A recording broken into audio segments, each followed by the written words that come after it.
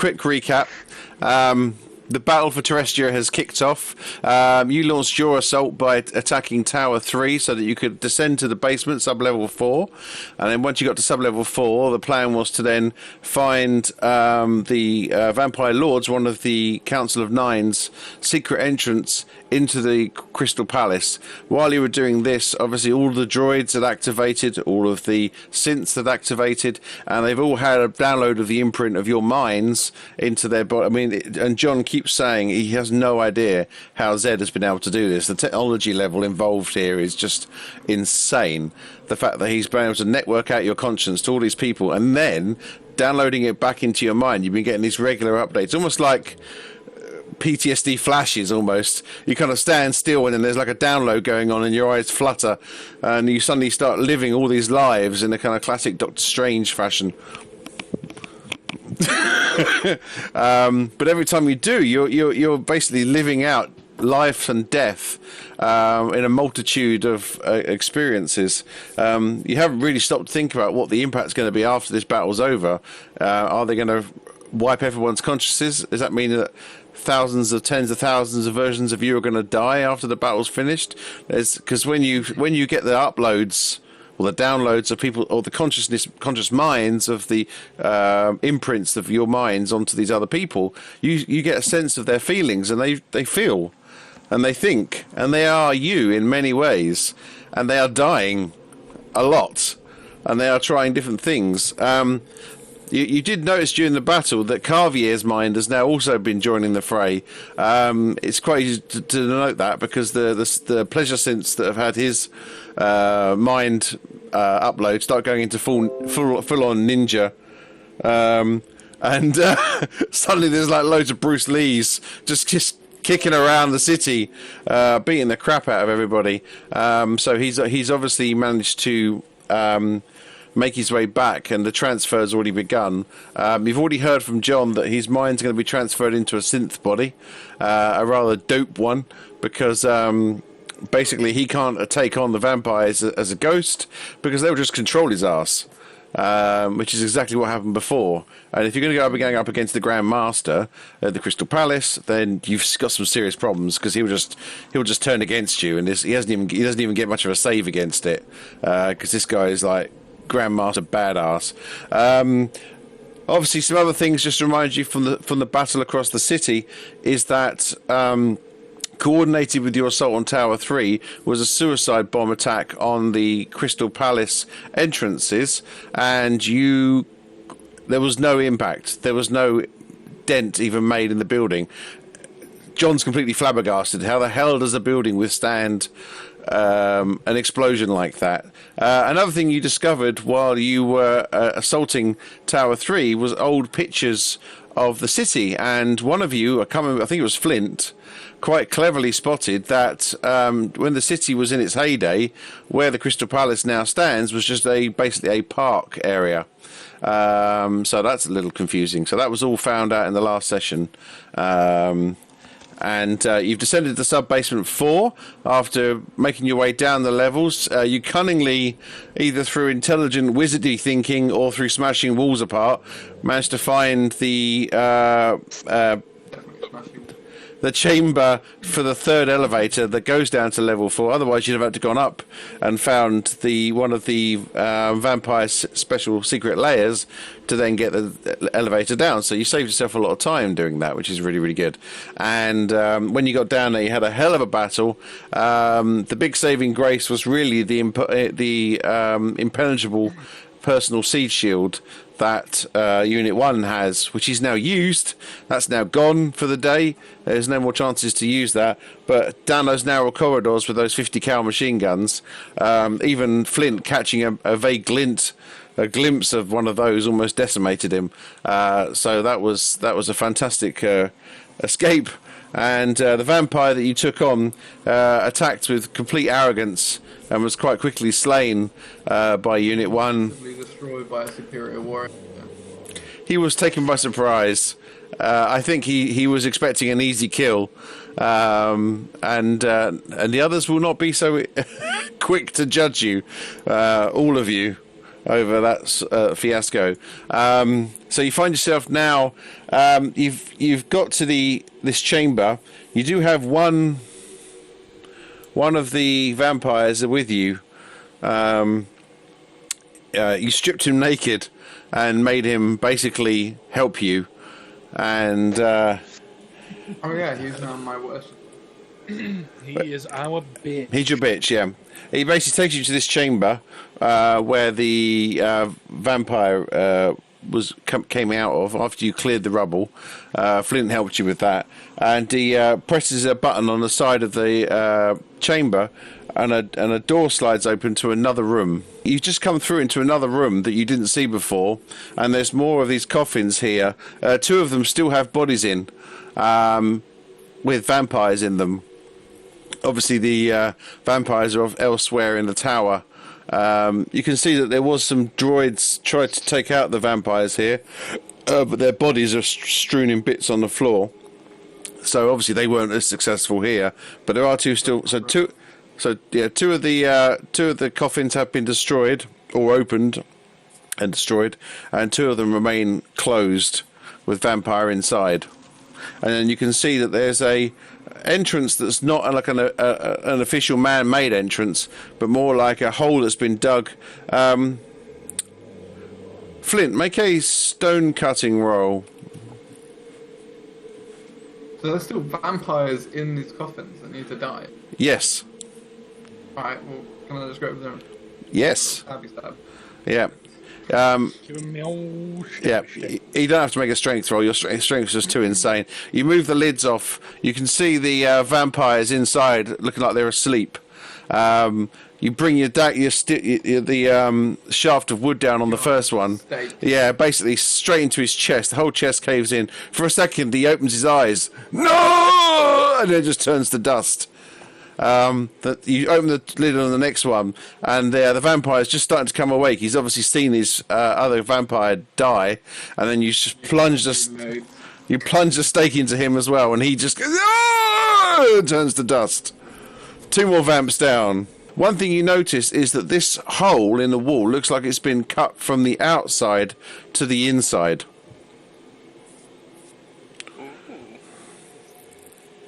Why would that be? What's breaking Why would it be breaking in, not breaking out? It doesn't matter. Is anyone Kill them all. who's going to peek into the hole? I will. Into the hole. in? I don't think Oh. that's No, let Unit 1, as he's the big boy.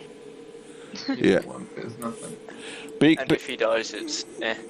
Please. If he dies, then you guys are fucked. Then we should put the weakling in the hole. Okay, as you go to the entrance, you suddenly get absolutely lit up with rounds firing all around you. You can hear a machine gun firing off. Spellcasters that could, find traps. Ah, yes! Well, it's too bloody late now, isn't it? Damn it! No, this isn't a trap going off. This is a vampire spawn. Basically, he's just firing like absolute crazy on the space where you're at. You hear a, "Stay back! Stay back! I'll cut you down if you get any closer!" So he didn't actually shoot me. No. You've not had to roll anything. Basically, the bullets are flying all around. This guy's trying to suppress fire. He's panicking. Right. Okay, so we're shouting, stop, don't fire, mean no harm, stop. I'm gonna wait until his Stop clip. firing. I'm gonna wait until his clip runs out, and then I'm just gonna walk out there with my shield up. Okay, Flint, make a persuasion roll. So you're going to come down to the entrance as well. We're not friends with the vampires. No, I'm just Well, saying, I know. last time we had an option of actually doing anything with a vampire, you shot him, killed him straight away. I didn't shoot him and kill him. No, he's still with you. Use me. He's still with you. Fireball that vampire. Someone with a big 50 cal. Are you gonna use that one of your big spells? No. Okay. It's not quite big spell time yet. Not big spell time yet. No, not big spell time yet. Persuasion, was it? Yeah. Persuasion. So it's your skill plus. Yeah, It's not. It's not. It's just the what roll? So it was. So that's your charisma stat. Is it under charisma? I thought it was under the actual. Yeah, there's a skill, but it's charisma based. Oh right. Okay, so it's 4. So it's 20. No, 19. Okay. Okay. I'm putting my gun down. The firing stops, and you hear the clutter of a gun dropping to the floor. Unit 1, you stride into the room, shield up, confidence at the max, almost hoping that he starts firing again. The vampire's on his knees. He's got his hands behind his head, and he's like, I give in. I want to live. Where does your allegiance lie? With living. My vampire's dead. It's you've killed it. You've killed my master. So basically, Amos did mention to you that when a vampire dies, it could be. In the coffin.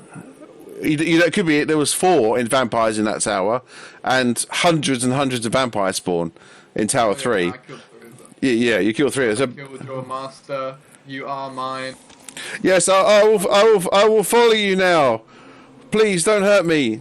You will become a follower of Unit 1. Sure.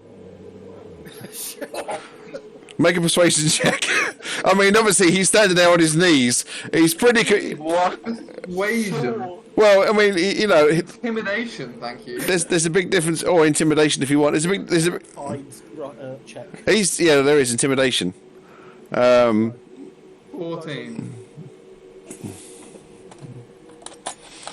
This guy's basically spent his entire life. Oh fuck. Okay. I pledge allegiance to you, please. So basically, these vampire spawn have spent their entire life having a decadent, luxurious lifestyle. Humans are just meat, and the vampire spawn were once human themselves. So, as all the vampires are here. So, of course, they just want to live and have a good time. And but they're completely compelled by their vampire lord to do exactly as they're told, which most of the time just means basically sleeping around, killing humans, and having a good time. But obviously, with the death of all their masters, it leaves them completely vulnerable. Some of them will fight to the death for the honor of their vampire lord, and some of them will basically cack their pants and beg for life, because they aren't immortal vampires yet. They're still kind of half vampire, half human, and they want to live. So they're babies. Well, they're not babies. Do I know if he's gonna just instantly swap allegiance when there's a real vampire that shows up? That's the difficult bit. You don't know that. Okay, I'm gonna walk up to him and grab him by the neck. Don't forget, you got the other vampire spawn with you as well. Yeah, and lift him up. Be trying Like, dangle his head against the wall. What the fuck? No. Why? And Why? Shut up! Titans. Okay, He turned against me.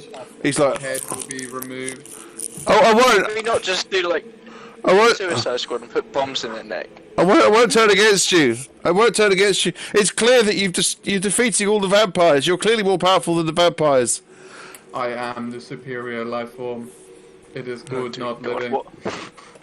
What are you trying to become a god? And then throw him to the ground with little respect. Okay, you have to remember, by the way, everybody else feeling horrified right now. This vampire has probably killed hundreds, if not thousands, of humans in horrible ways. See, Unit 1 doesn't forget. Chances. War hero right here. I know what death is like. Now, You all know what death is like. You all know what death is like. you must drop all of your clothes and join your brother. Why are you making him become naked? He is just. So if they decide to turn against us, they ain't doing shit. Okay, what's that? So this is going on with Unit 1. Harold, what are you doing at the moment? You're at the entrance at the moment into the hallway. You can see what he's doing. I mean, unless you're hiding right back. You guys can start coming out. Yeah, I'll gonna slowly walk forwards, watching. I'm gonna watch our behind, just in case. Yeah. Are you giving this naked vampire behind you a gun? No. No. So he's just basically. So he's just completely naked, just walking along behind. Here, so when we win, they can join the new, the new life. The new order. The new order. That's it. That's what I was trying to go with. Well, Amos will be the new order. Clearly, they understand that we are the superior, force. Right, okay. Just to join us. So, But they must be naked, so if they turn against us, they will die. So basically, you can see 4 other exits in this cave system.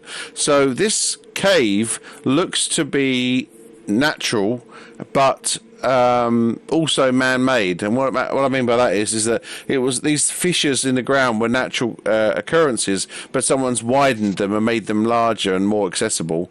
And the ground's been flattened out so that it's safer underfoot. There's definitely a strange sense in the air. Make another perception roll from everybody, please. Ooh, fuck's sake. 8.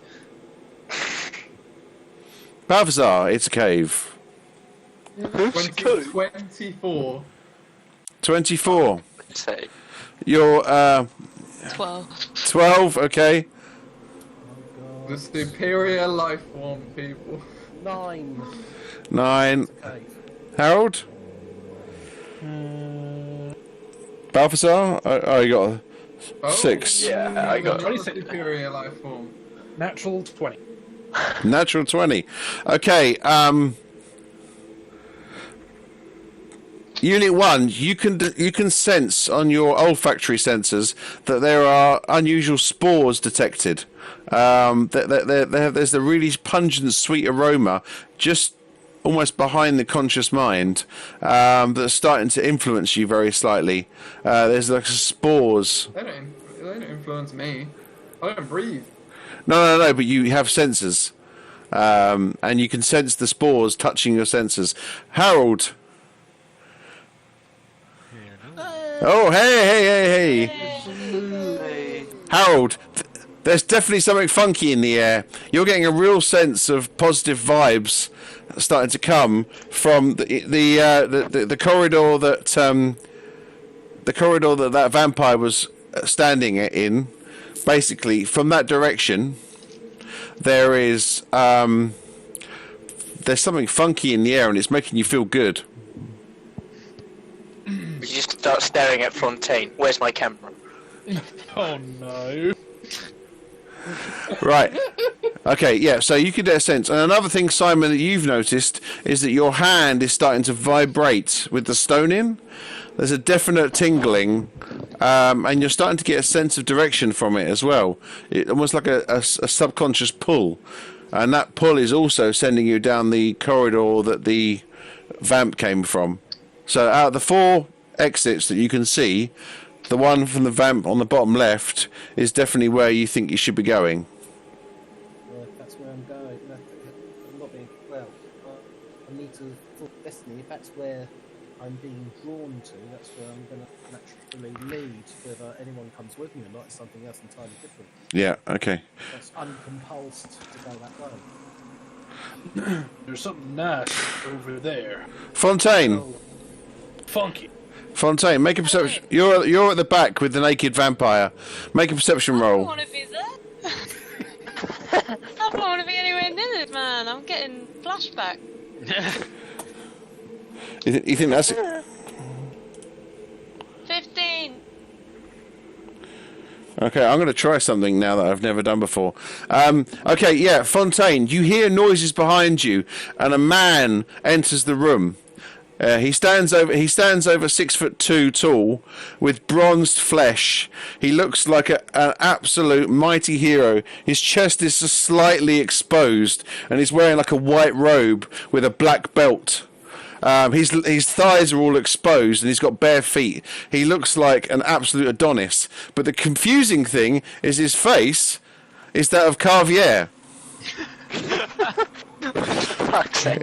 He looks like Carvier would look in his dream. Carvier used to have a charisma 7 and was an ugly fuck.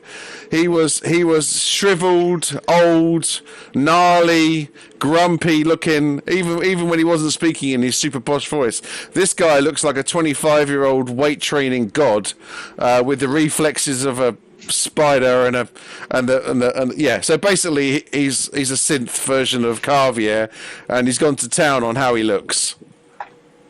The guy looks amazing, and in fact, Fontaine, you're getting a bit of a weird tingle because this is not the Carvier that you used to know.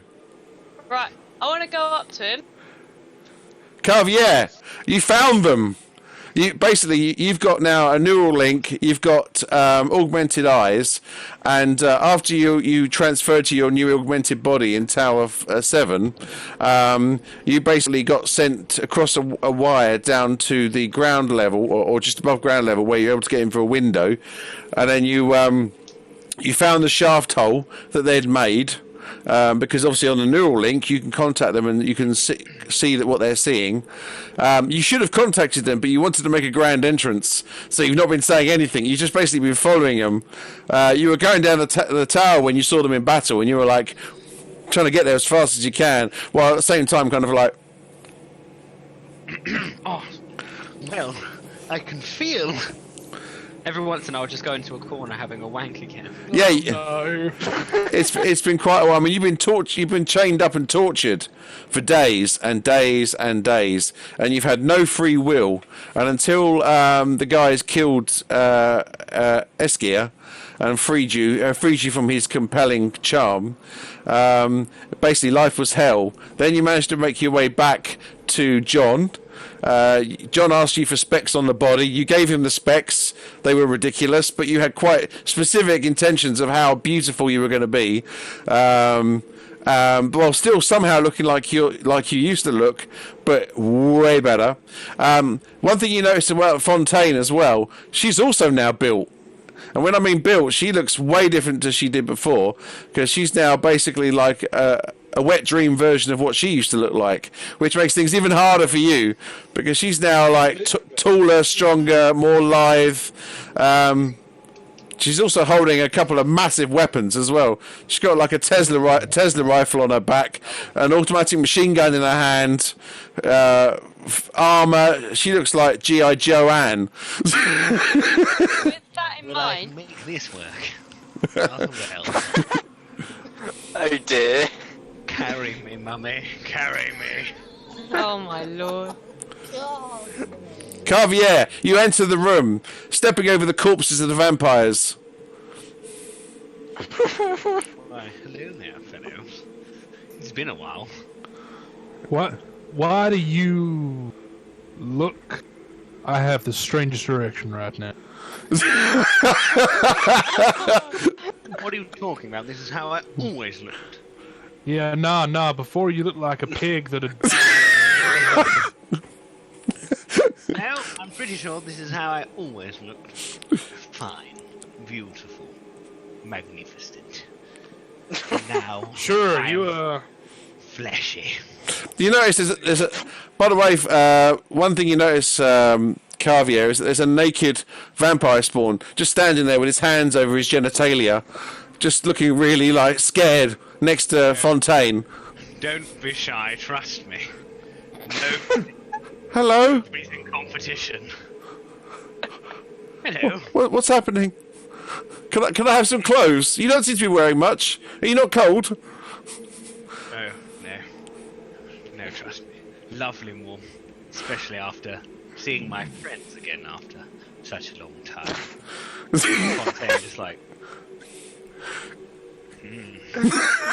you're not cold. Shoot myself in the head with Tesla right. I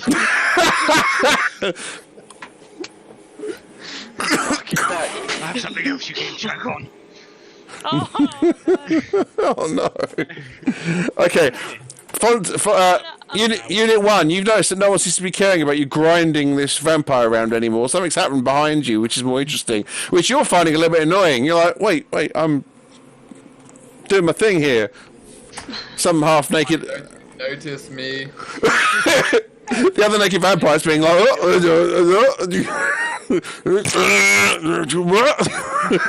Unit one's just like getting bored now. You drop the vampire. He just stands up. He's also standing there now, naked, with his hand over his jennies. Stand behind me, my child. Don't make me go down this tunnel, though, please. Down the tunnel. What's down this tunnel? Yes. I'm not allowed to go down there. It's only for the masters. But it I am smells your so master. Yeah, so funky. we're allowed. We promote you to master, right? No, he's my slave. I am the master.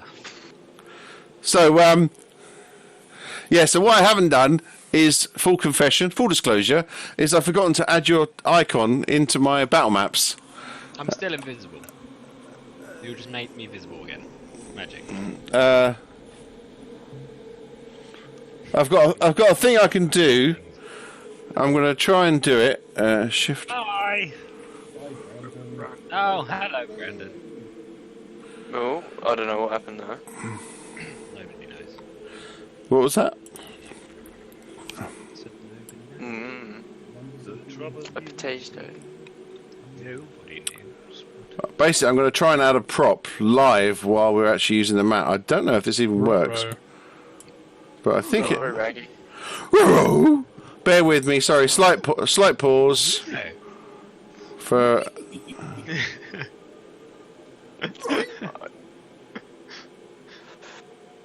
Whilst there's a slight try. I thought I downloaded a icon from a Concord Unit 1. Good. That's what we need.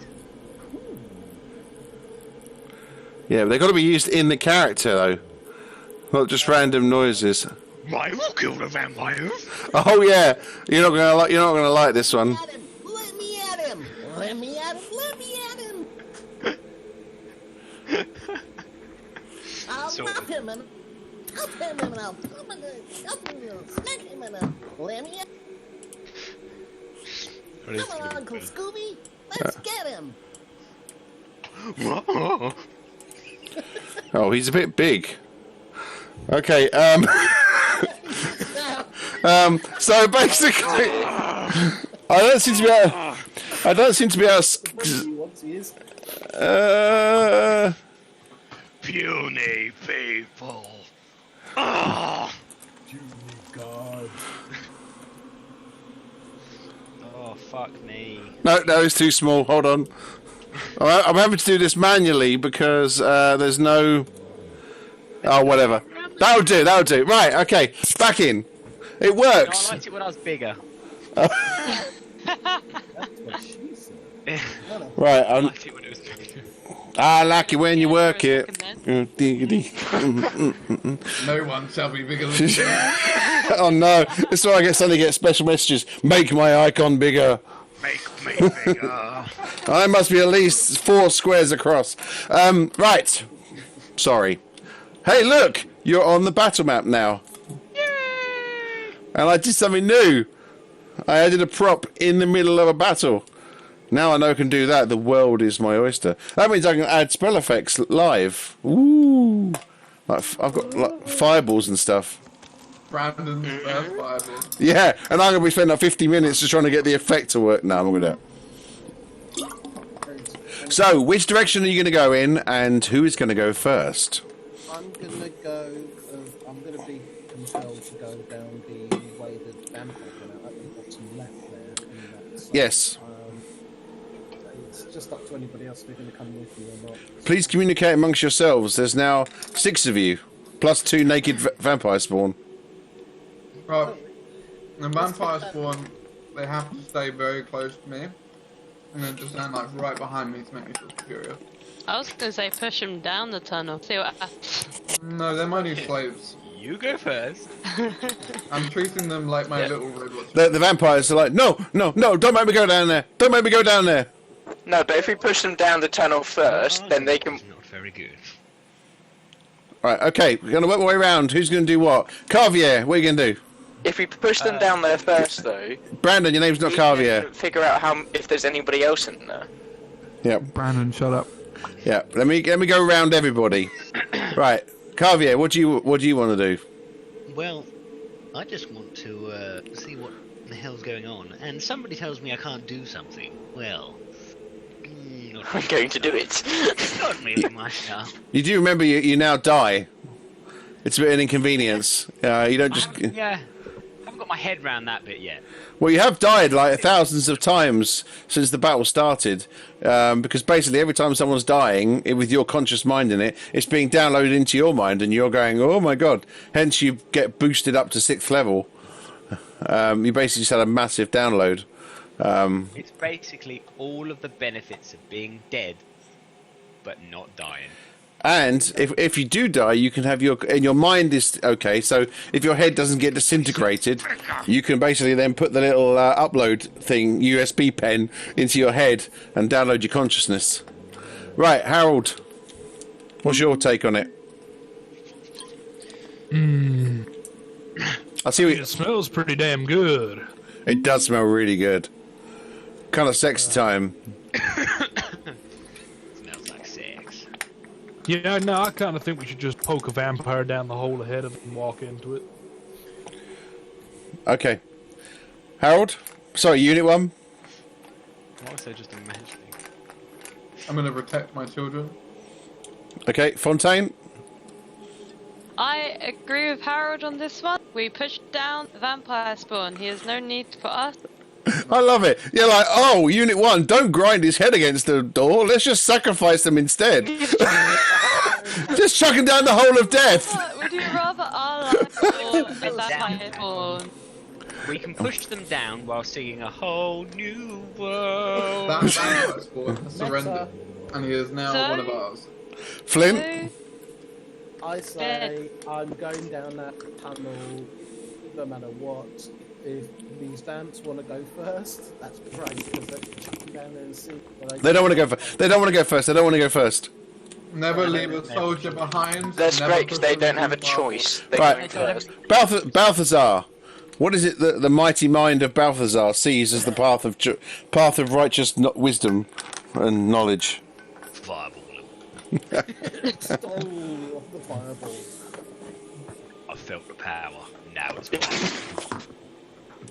I haven't got to use a fireball yet, so let's push the vamps down there first, and then if there's anyone else in there, I can use a. You got to channel your inner Jeff. That's 3 not against. Jeff, How many are voting against it? I count as 5, so. In this situation, you count as none. Who's going to go? I'm going to. Right, Flint just basically starts walking down. He's just like compelled. He starts whispering about destiny. My destiny is down here, and he heads off. Well, this one is a little weird. Flinch, you walk down. Make a wisdom save. Wisdom save? What, Yeah. what's happening to me? Right, who's behind him? Next. Hand up who's next.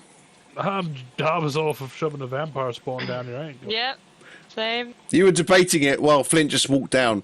His destiny was too strong. The plan's still ahead, 20. I'd say. I got 13 and I got plus 7's 20. Yeah, you're fine. But what you see in front of you is amazing. It's so beautiful. You just feel like you've entered a special place. Something I need to fireball. Well, you do get a sense, however, Flint. Yeah. You do get a sense of something rather massive walking towards you. You see legs, but you can't count how many there are. But your mind is slightly clouded by the orgasmic sense. The air around you is filled with spores, and there are these. So what else are you doing? I reckon a spider in here. Protecting my warriors, my soldiers. I'm pushing one of the vampires down the hole. Why don't we just call I out break Flint Balthazar's if he neck. says anything? I was going to suggest, hey, Flint, what do you What's see down there? down there? You try to describe what you see. I don't know. I see these spores everywhere, things, and there's legs, lots of legs, and there's I can't see more than legs really. I and, think he is Oh. high. Legs on the menu. legs, And then I go, legs, "Huh." Legs. Like, Oh, it's a leg. haven't got anything else I can It's a put leg, under it. leg. It's lots of legs. What's that dancing spider? It's just like having a rave. It's a giant dancing spider. It's strictly come spiders. I don't know. Is it something that I should fireball? Flint, Your fireball. Flint, make an initiative roll. Why Oh. are why no, the vampire spawn are not behind it. Yes, they are. They are. Yeah, They got follow shoved. me. Right, then you need to take a decisive action. I'll tell you what, everyone make an initiative roll. You've taken too long. Initiative roll's getting kicked in. 21. How do we roll? 21. So I haven't set your character sheet. So there's a lot of clever things we can do with this that we've been doing on the other session on Saturday. But for now, just do exclamation mark roll space 1d20. Your initiative is +4, I believe. I got a 21. Advantage on initiative rolls for 70 plus You rolled 19. 5. Bloody spider, it be you bloody raving spider! Oh my god. I rolled 11. I've got a total of 22. I rolled 19 and my. Oh, fuck me. Initiative is Right, Fontaine, what did you get? a 23. Sorry, I had Carvier's back with a mission. Brand new back. 14. West, make it. Say that, West. Was that full 14? Yes. Yes. Balthazar? 11. And Unit 1? Right, okay, 15. Right. Carvier, Yeah. you can sense combat's initiating. Your ninja senses start kicking in.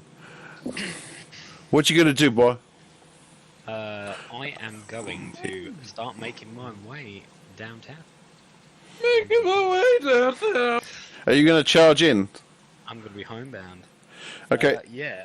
Okay, so you charge into here. Excuse me, pardon me. Whereabouts are you going to land? You're going to basically go straight for the spider? So, as I come in, can I see anything else?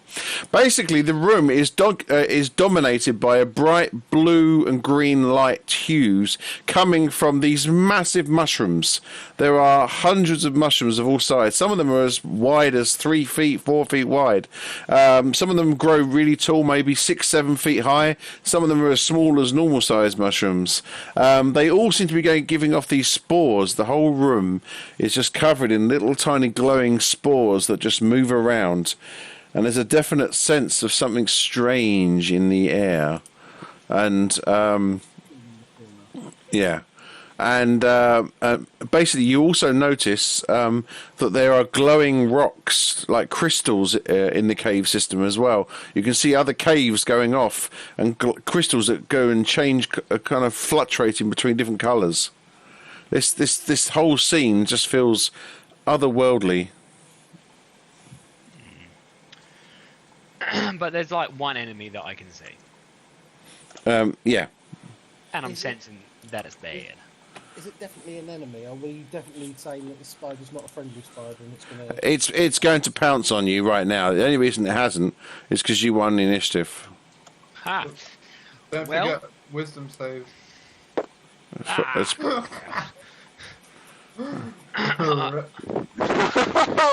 I fail at wisdom. Oh no, Chris. Critical one. Who's that? Me. Well, he did the wisdom save. Okay, so you failed the wisdom save. Sorry, I was trying to get that to fully expose up. I don't know why that wasn't doing that. Okay, you basically start running into the mushroom patch. Just full on dive into it. Yeah, you can't help yourself. You're just like, yeah. And you basically start rolling in these mushrooms. Fuck. The spider ignores you, but you suddenly lose all sense of yourself. I'm the ultimate man. Oh, mushrooms! There's you notice there's loads of blue mushrooms and green mushrooms. You really want to eat some. Oh, fuck no. What colour are you going to eat? You are going to eat one. Oh, God. Take the Green? red pill. Green is always healthy, right? Blue just seems Green weird. is a horrible colour. Green is normally poison. Just remember, in all Disney films, green is bad. Yeah, and blue is not much better. Blue right. represents Mom! it represents water. Some random shit you don't know. 9 times out of 10, it's gonna be bad. Carvier, pick. I need to move on, please. Pick a colour. Okay, green. Okay, you eat a green mushroom. You suddenly start feeling energy pulsing through your body like this. Whoa. Whoa. Whoa.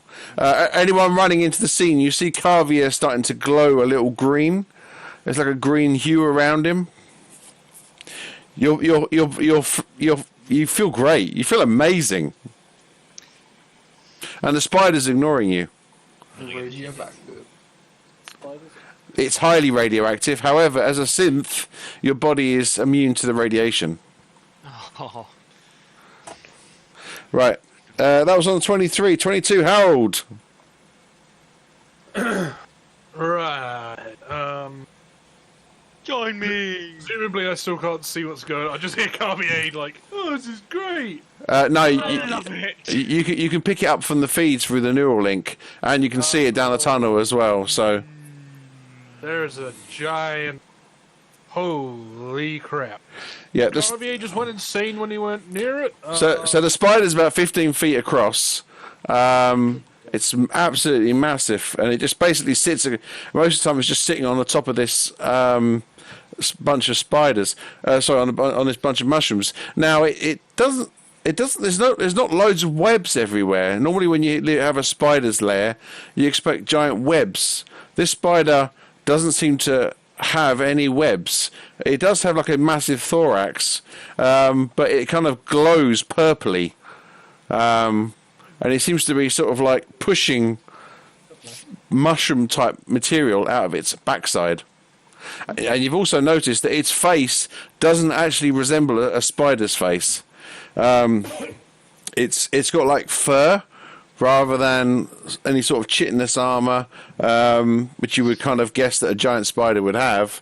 And its legs don't have the same sort of makeup of a normal spider's either. They seem almost fleshy, but it is vaguely spider shaped.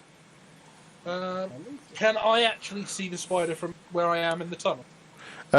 Yes, you can, but through the others, you can see it. Yeah, you could probably try and take a shot at it. I will hold my act fire should spider attack, because at the moment it hasn't done anything now. It's not. Carvier's just eaten the mushroom and he's glowing a bit green. He's fine. He's all right. Nothing bad's happened to him, so maybe it's a happy spider. Yeah. You notice at one point the spider is just moving around, puts one of his feet on Carvier's head. Carvier just goes, "Ah." It's nice, man. It's not doing anything nasty at all. I do believe I have a free head massage with my dinner. I'll just, I'm gonna hold watch it. Okay, that was on 22. 21, Flint. Yeah, I'm really confused what to do with this thing, because it's not acting aggressively to Carvier, and It's not. as for me, I'm sort of just in there, and what's happening to my hand at the moment? With all these lights and gems and stuff around it, what's going on? It's not changing. It's got like it's still tingling and it's still pulling you forward. You really want to get past here and get down the tunnel more. So it's taking me. So this is in my way, basically. Is there a way Yeah. to navigate around the spider without alerting it or anything? I mean, it's looking at you. It's looking at me. Yeah, and there's quite a glow in this tunnel, in this cave system. Maybe perception rolls. Everyone? Well, just Flint and Carvier for now.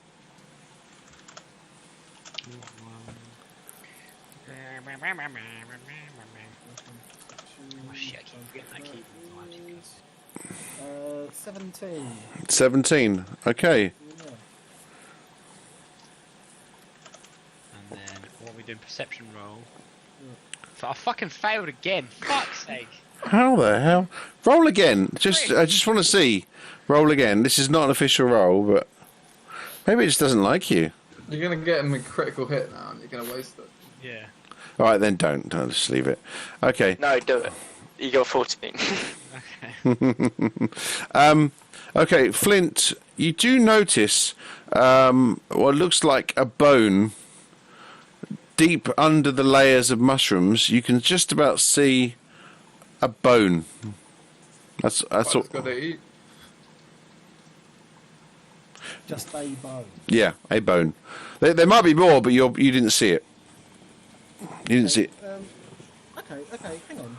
Can I know you love your baby, can we bring a vamp in here? There's a reason it didn't want to come in here. Is it eating vamps? Does this thing eat vamps? Can we bring a vamp in here to try to test the theory? There's already a load of vamp. There's 2 vamps behind you, naked. No, there's not. Yeah, that's what I mean. Can we bring one Oh, of those vamps? there's not. There's not. They are behind me because I ordered them before we walked into this room to stand behind me and rank. Join me in the mushrooms. What are you going? No. They are my loyal soldiers. I don't know. It's looking at me. Why is it looking at me? It's like, Is it my armor? hey you. Coochie coochie coo. Coochie coochie coo. But it's not. But it's kind of looking at you like. You don't know what to do. Just hold and wait for it to do something. It's looking at me like I'm a plaything for it. Coochie coochie coo. Well, Is it attracted to my massive beard? Okay. Well, yeah. you don't know, but it's got little tendrils that are kind of like little fleshy tendrils. I'm gonna walk towards it. Okay. Walk towards it. You're about 20 feet away from it. 20 feet away from it. So Yeah. Can I walk 10 feet towards it and see if it reacts to me anymore? Not yet. Not yet. I haven't made any sort of. I haven't made an action. I'm not going to attack it. Can I talk to it? It's gone very quiet. Can I talk to it? Yeah. You hear a voice in your head. Oh my god. Hello? Hello? Can you hear me? No, sorry, that's me. It's Zed. Zed speaking. Oh, hi, Dad. Hi. Sorry, I've been monitoring your feeds. I'll get off comms. Bye. No. Zed, get back Bye. Get back on. Bye. Zed, get back on. Get back on comms. I want to know, can you what is this? Dunno. Everyone make a... Zed, impact. Hold up. I'm looking at this thing. I want to try and talk to it. It's got a tendril sticking out. Should I grab one of the tendrils and put it on the head or something? Oh my god. Is that how you normally make conversation? Make a perception roll, everybody, while listening to Zed's voice. Do I do a roll as well? 19. Standing roll 19. Perception on top of that's going to put it way out. Yeah, 25. Okay. Good roll. Flint. What? 13. Okay, Flint. You notice so far. No one else has. But I'm waiting for the rolls to come in. Unit one doesn't notice. Fontaine doesn't notice. Sometime. I want unit 1. What about Harold? Oh, Harold notices. Oh yeah, Come on, Harold. Harold. That's his voice. He don't sound right. You sound a bit different. So yeah, Flint. His voice. You've known Zed so far as being Zed the mighty sorcerer and Zed the geeky coder. But this was a different version of Zed. This voice sounded different altogether. It sounded more just normal. Which in itself might not be too shocking and surprising. But you do notice it. You've made the rolls, and I'm telling you, he doesn't sound like a master wizard, and he doesn't sound like a techie dude. He just sounds like a normal human being with a normal voice. For a moment. For a moment. Why do you sound, What's going on with your voice, Zed? Nothing, guys. Nothing. No, it's all good. It's all good. Sorry. I was just really... It's a really cool spider. Yeah. Zed? Yeah. Yeah, but... Right, Harold and Flint, he's lying. Yeah. He didn't say spider before. Yeah, it's just that... It's a real shocking spider.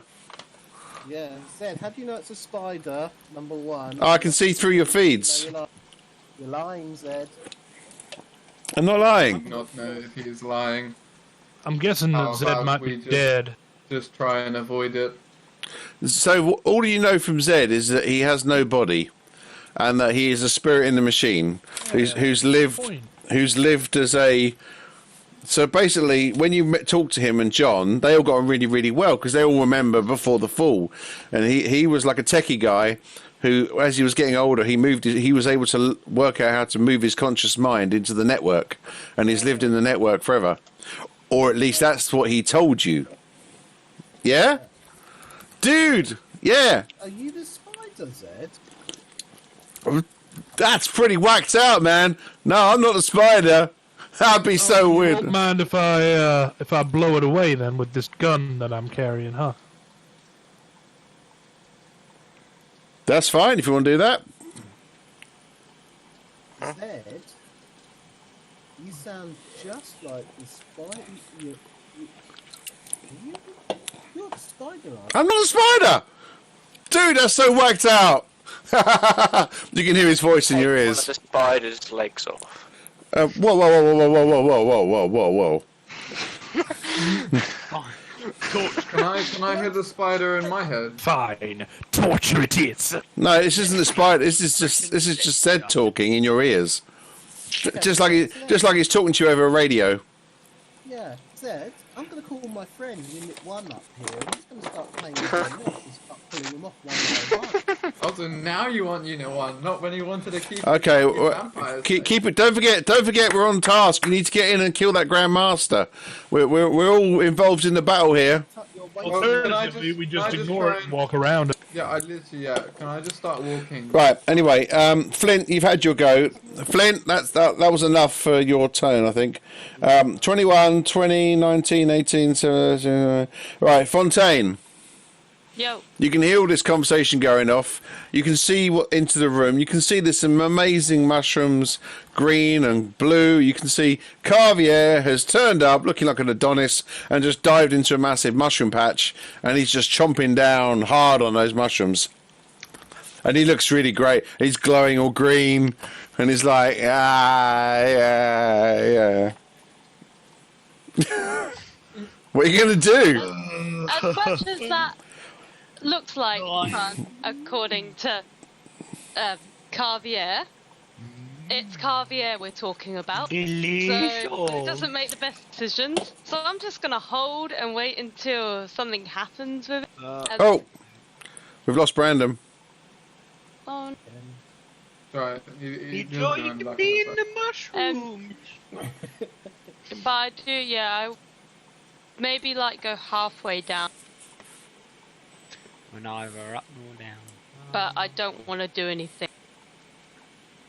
Oh. Everyone's too scared.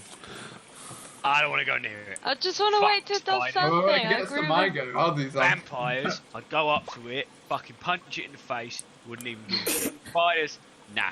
Put it in a glass, walk away. Slap. That could be a friendly spider. If I know anything about Harry Potter, it's not a happy Oh. spider. Oh, what is the spider? Aragog! Aragog! It's not a spider, it's an acromantia. Yeah. Okay, I don't like Harry Potter. Oh, all right, Hermione. Hermione doesn't know that necessarily. She never met Aragorn. Come on, Ranger. It's Wingardium Leviosa. Leviosa. I just want to clarify. I'm safe enough away. Touch it. Yes.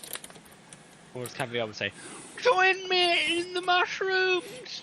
They're lovely. I think Carvey needs to get off the mushrooms. Might go done.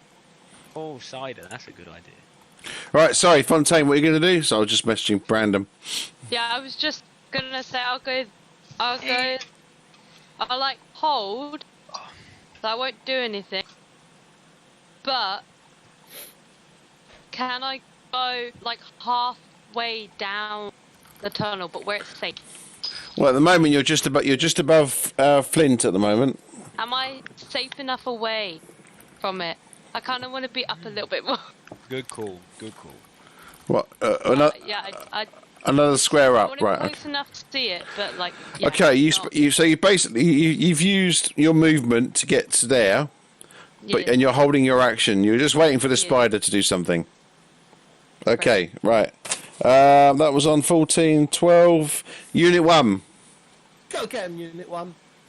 I walk past it. Okay. It'll take you. I just wanna.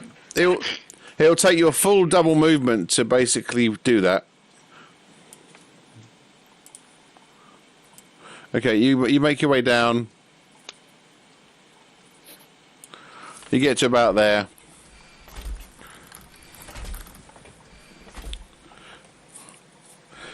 And then I get my shield up as well, just for my maximum AC if I need it.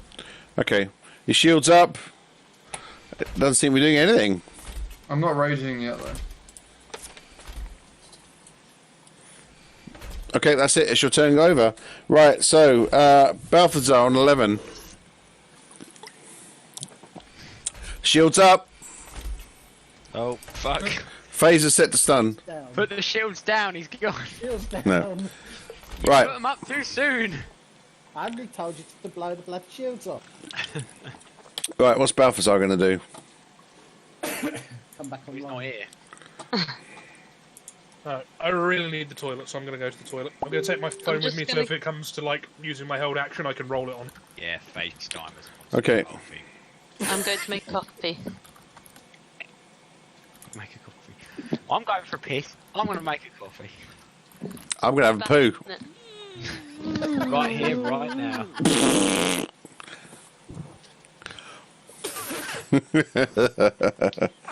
Right, okay, Balthazar. That in a bottle, can ya?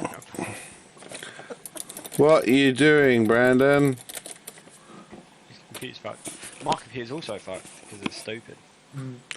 It's a stupid computer. Right, so none of you have attacked the spider yet. I'm impressed. No, and I don't think you should, but I find it, well, I made it move and everything just so that you'd attack it. I like dancing around, like, Gary's getting confident using the editor.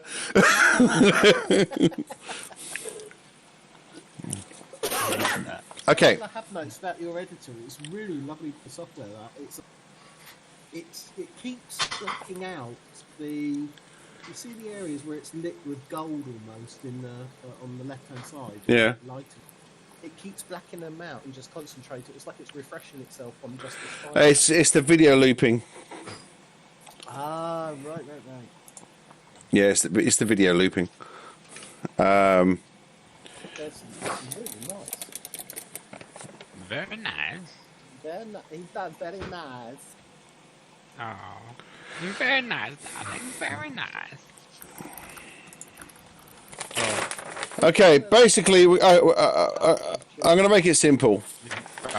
You get, Probably would have Right. failed anyway because everyone's waiting for the spiders to do something. yeah, so basically the spider has a go, and it just basically starts licking Carvier's head.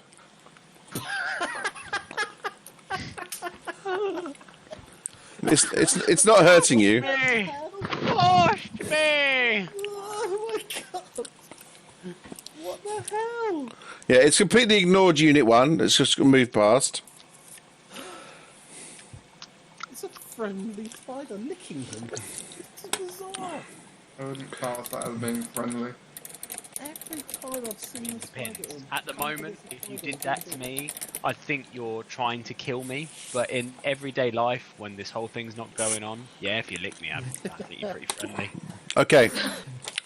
Depend where. Is anyone else going to try and eat the mushrooms? I think it's a bad... Yes. I want a mushroom. Okay, you, Fontaine. Not as cheap as Caviar, but I'm going to do exactly the same In thing. terms of... Right, okay, you run up to it. Yeah, okay, so he's had a green one. It's made him glow green. Are you going to have a blue one? Yes. Okay, you eat a blue mushroom, and suddenly your hands start rippling with lightning. And you just feel like a positive charged energy over your whole body. Probably very bad. It's all over. It's like all over your body, your weapons, everything. Yeah.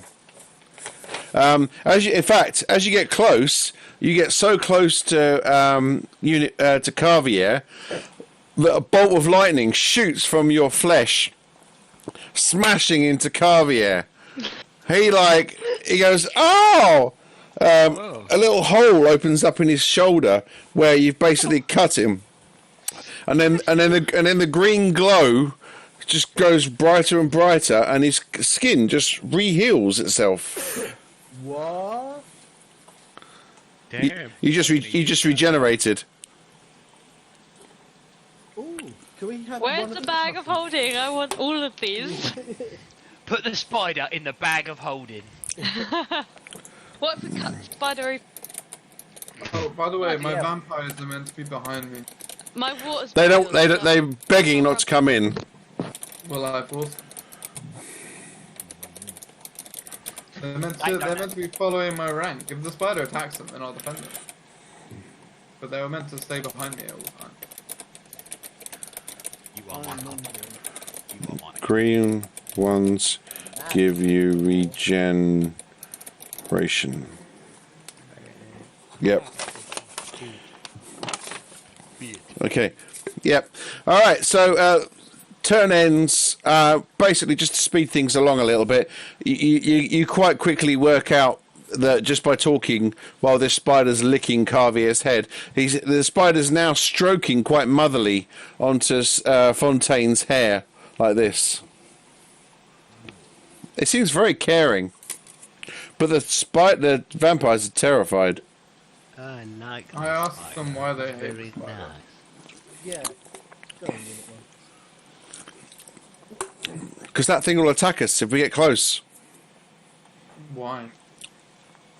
Because the only things it lets through is are the masters, and that's because the masters can go into become like smoke and travel through this cave, but we It can't. has not attacked us.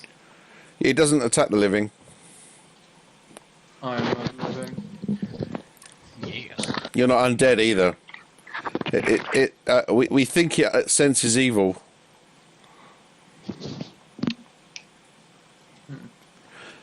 Yeah, so basically, this. I'm lawful evil. Oh, that could be interesting. Are you? Yeah. No, I thought that got changed. We changed that. No, I've always been pretty dark. I mean, I don't mind slaughtering people. You know, it's I have no emotion. And I just Okay, right. kill no one. The spider attacks. My truth. Oh Jesus! What happened? Basically, Killing evil things. unit ones. Karma. Well done. It's not very good at detecting evil things because it didn't know that I Only was evil. kills evil things. I'm evil. Me. I swear you changed your alignment. There was. On my new You sheet. got reprogrammed. Yeah, you did get reprogrammed. I swear it. Fontaine was doing all that stuff. You got reprogrammed. To get rid of right back in the beginning, you got When reprogrammed. you came to alive at the beginning, you were like, "I'm gonna kill everyone," and then Fontaine. Yeah, I thought I went from neutral evil to lawful evil. Okay, well, it's your character. It's up to you. Right. Okay. Spider. The biggest that it does is AC 20. I don't think that hits. I have 28. Yeah. Yeah, basically this thing leaps at you and just starts hitting at you with its hands, and lightning starts rippling out into you as well. But you just basically absorb it. It can't hurt you. Don't hurt the spider. He's Please my don't new hurt mummy. the spider. I've got a feeling that the spider is key to defeating you. It's just basically glancing off your shield. Ding! The lightning managed to penetrate through to your body, but then you just shrugged the damage off. They're gonna not physically hurt me. No, Not do enough damage. no, it can't do enough damage to hurt you. Unless they did a critical roll on it. Well, yeah, I'd probably be dead by then. By attacks it. Yeah. Yeah, you don't know what sort of damage and things it does to undead, but to you, it's not doing anything. Well, it's attacking you. It's trying really hard. It went from being motherly to, as you walk past, it suddenly went and then leapt on you. No, mummy, come back. Lick me some more. Well, can I just grab it and grapple it until it stops? Okay, make a Make me kill you, spider. grapple check. Don't kill the spider. Plus, it sounds like it's a daughter. Don't kill the spider. 29. Yeah, it's basically you just grab hold of it. All of its legs get squidged in, and it just sits there. I mean, it's massive. Its body's only about 5 foot across, which is still huge. But you just grabbed it with both of your huge robotic arms and just pincered it, and its legs have all kind of like collapsed in on themselves, and it's just like little arms out. Everyone's looking at you as if you're horrible. Have they only just noticed? Leave the spider alone. I'm lawful evil. I respect my comrade. Okay, so if you respect your comrades, we're telling you, leave the spider alone. I am leaving it alone. I'm grappling it instead of shoving my sword through its head. No, don't hurt her. No. I'm gonna just keep grappling it until it basically goes like almost limp. No! It just stops resisting. Not killing it, as in until it stops trying to kill me. And I doubt it can beat my strength roll. I mean, a spider, when it's got all of its legs grappled up, it's not going to be able to ever out. Right, you hear Zed's voice come through again. I'm just going to try something. Just open up your transmitter, Unit 1, to transmit whatever I send down. I'm going to try and transmit something to the spider that it'll understand. Affirmative. Okay, he basically sends down a strange high-pitched noise. It goes... And you basically just let it come out of your voice box.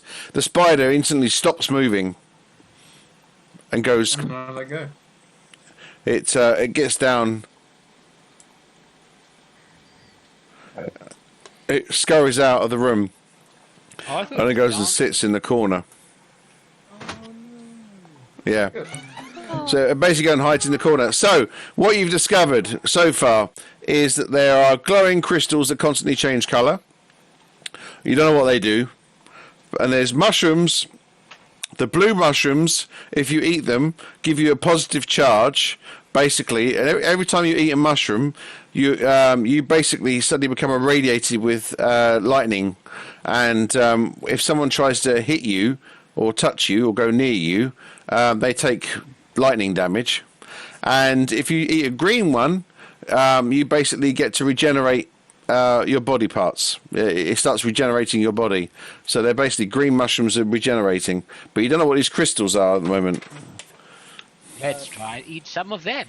Everyone make perception rolls now that you're near the body.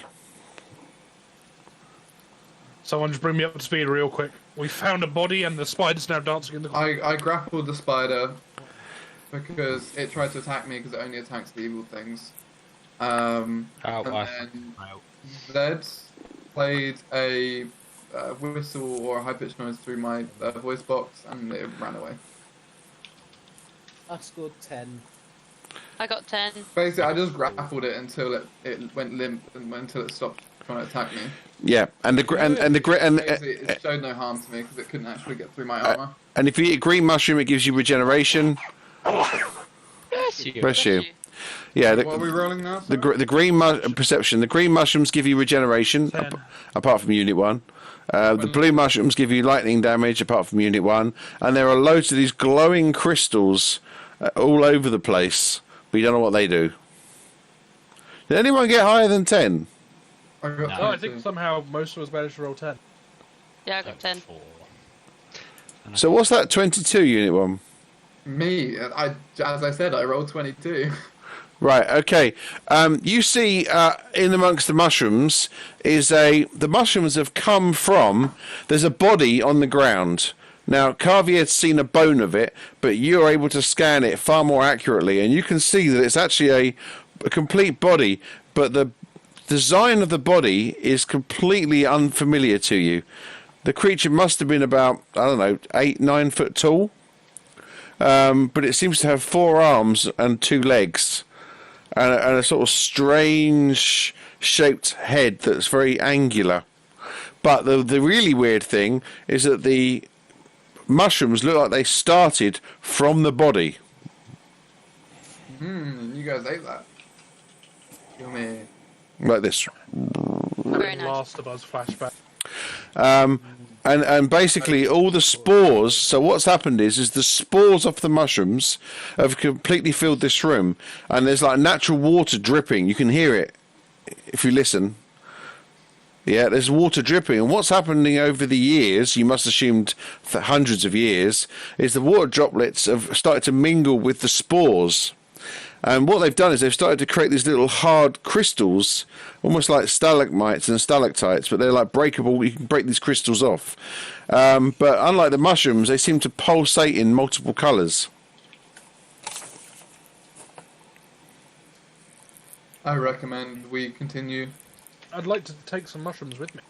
I'd like to take some mushrooms, and I'd like to investigate these as well. Just take Okay, so the blue mushrooms, basically, you eat a blue mushroom as a free action, and the next time, and it basically gives you a positive charge of 1d6 worth of lightning damage.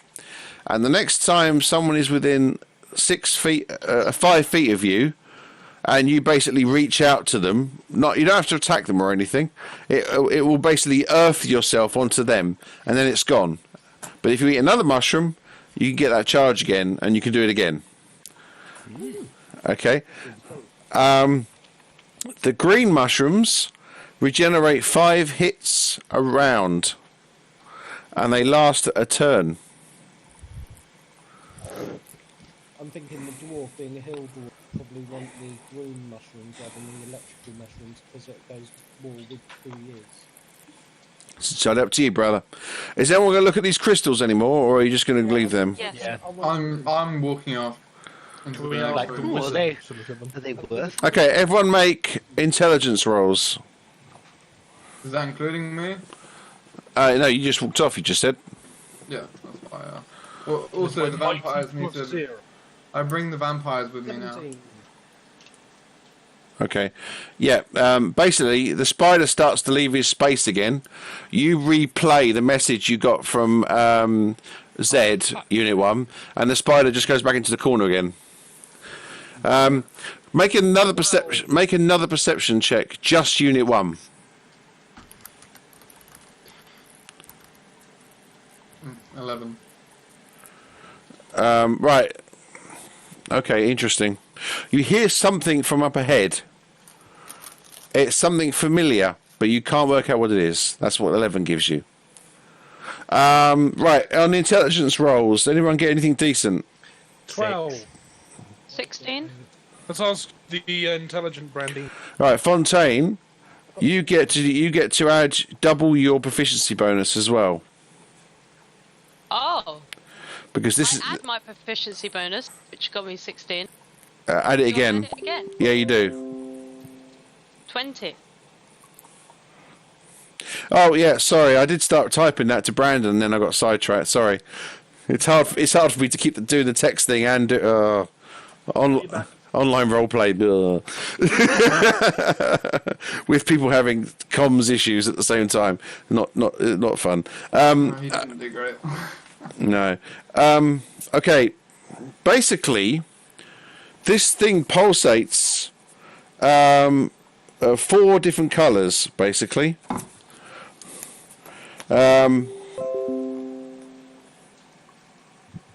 Yeah.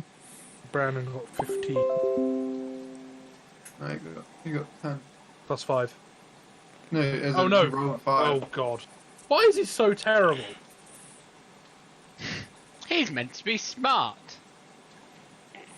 He's the dumbest. Okay, smart guys, person I got you. know. At least somebody does. Oh, I got 17. Okay, so basically, this crystal has, for some reason, somehow it basically pulsates through some of the elements. It basically goes orange, white, blue, and black. Now, when you quickly investigate it, and you notice that as you touch one of them, when it's orange, your hand starts to burn. But then you take a green mushroom quickly, and it regenerates your hit points. If it goes white, you get zapped with electrical, almost like a blue mushroom. When it goes blue, it just pushes your hand away and does force damage. And when it's black, it starts to rot your hand. Oh wow. Does no one have any moral compass about eating mushrooms from a dead corpse? So basically, It worked out fine. so then you try something a bit radical, and you actually attach one of it to a weapon. And what you work out is, if you attach one of these crystals to a weapon, a gun or a sword, it basically does additional damage. So if you put it on a gun and you fire it when it's orange, it then does additional fire damage. The bullet comes out radiating fire. When it comes out blue, it radiates lightning damage. So basically, how would that work on a minigun? Yeah, will it work in any beautifully. Huh? Oh. If you So spend I'll go back, grab 2 of them, and stick them on my sword and my gun. Yeah, basically you need to basically put a little attachment on it, but you reckon give yourself 10 minutes with a 3D printer. You're in a bag of holding. You could probably maybe 20 minutes. You could try. Basically, if you prioritise certain weapons, you could probably get main weapons to have one of these attachments, and then it would basically just do additional damage. So Not really strapped No. into my fist. Can I not, like... you can. stone sword? I thought it does damage to my if I. No, you could put them on a pair of knuckle dusters. Oh, that's a good idea. Does that class as a weapon, or does that still class? Nah, it's just your fist. Yes. Fuck yes. What if the crystal breaks? Is that just it? Or you could even put it like on a little bracket thing on your back of your wrist with a little leather strap. And then so you have like these little glowy wrists. That'd be great. Right, sorry, Unit 1, you were saying. Can I just chip a hole into my sword and shove it in? You It's could. made out of stone. So, You got to try and hold it in place. You could try. The only person really skilled to be able to do it is Carvier. Carvier? Is Fontaine. I'll have that. Fontaine is the only person that can really do it. alright, I throw my minigun on the ground in front of Fontaine. And my I thought you were going to say you throw your sword at me. Jesus. No, I do that too. I throw them on the ground. Don't kill me. Right, everyone choose one weapon. You've probably got enough time, without losing momentum, to hand one weapon to Fontaine. Or take your fists off. Yeah. Oh shit! Well, from Carvier, you can just get a spec and say, I want to have them strapped to the back of my wrist. Yeah, I want infinity gauntlets. Yeah, Yeah, I was it's- I'm not taking Carvier in the bag of holding me on his own. Right, everyone, tell Fontaine what one weapon you want to do for now. My micro Minigun. launcher, please. Minigun. That makes sense. Okay. I mean, surely, yeah, I mean, the sword just would be so much less effective. Fisting. I suppose the rifle is the only proper choice. Yeah, you want to Okay. shoot loads of bullets. Yep.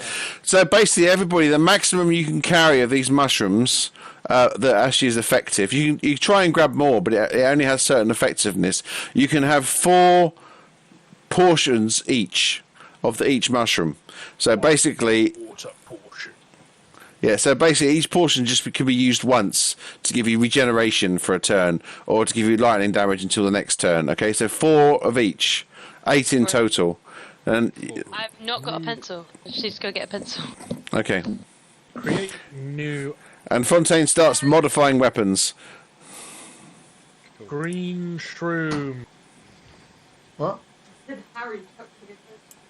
Oh, all I heard was Harry. Because you walked off, so it touched your voice now. So we get 4 of each, yeah? 4 portions. Of each colour? Yeah. Whilst everyone's picking mushrooms, do I get an extra crystal? Sorry? I said, whilst everyone's picking mushrooms, can I not grab an extra crystal? That would mess with. You don't. You can't. You try. It just doesn't work. You haven't got the skills. Only Fontaine can do it. So what she does? How about I pick the mushrooms for her as she does my sword? How much does it regenerate a turn? 5 hits a turn 8p per turn for 6 turns. yeah.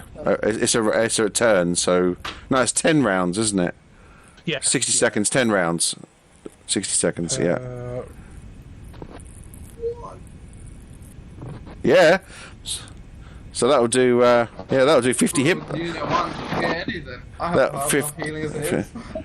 Right. Unit 1. You're in a tunnel. Do I have my minigun back now? No, not yet. Are you moving forward or are you waiting?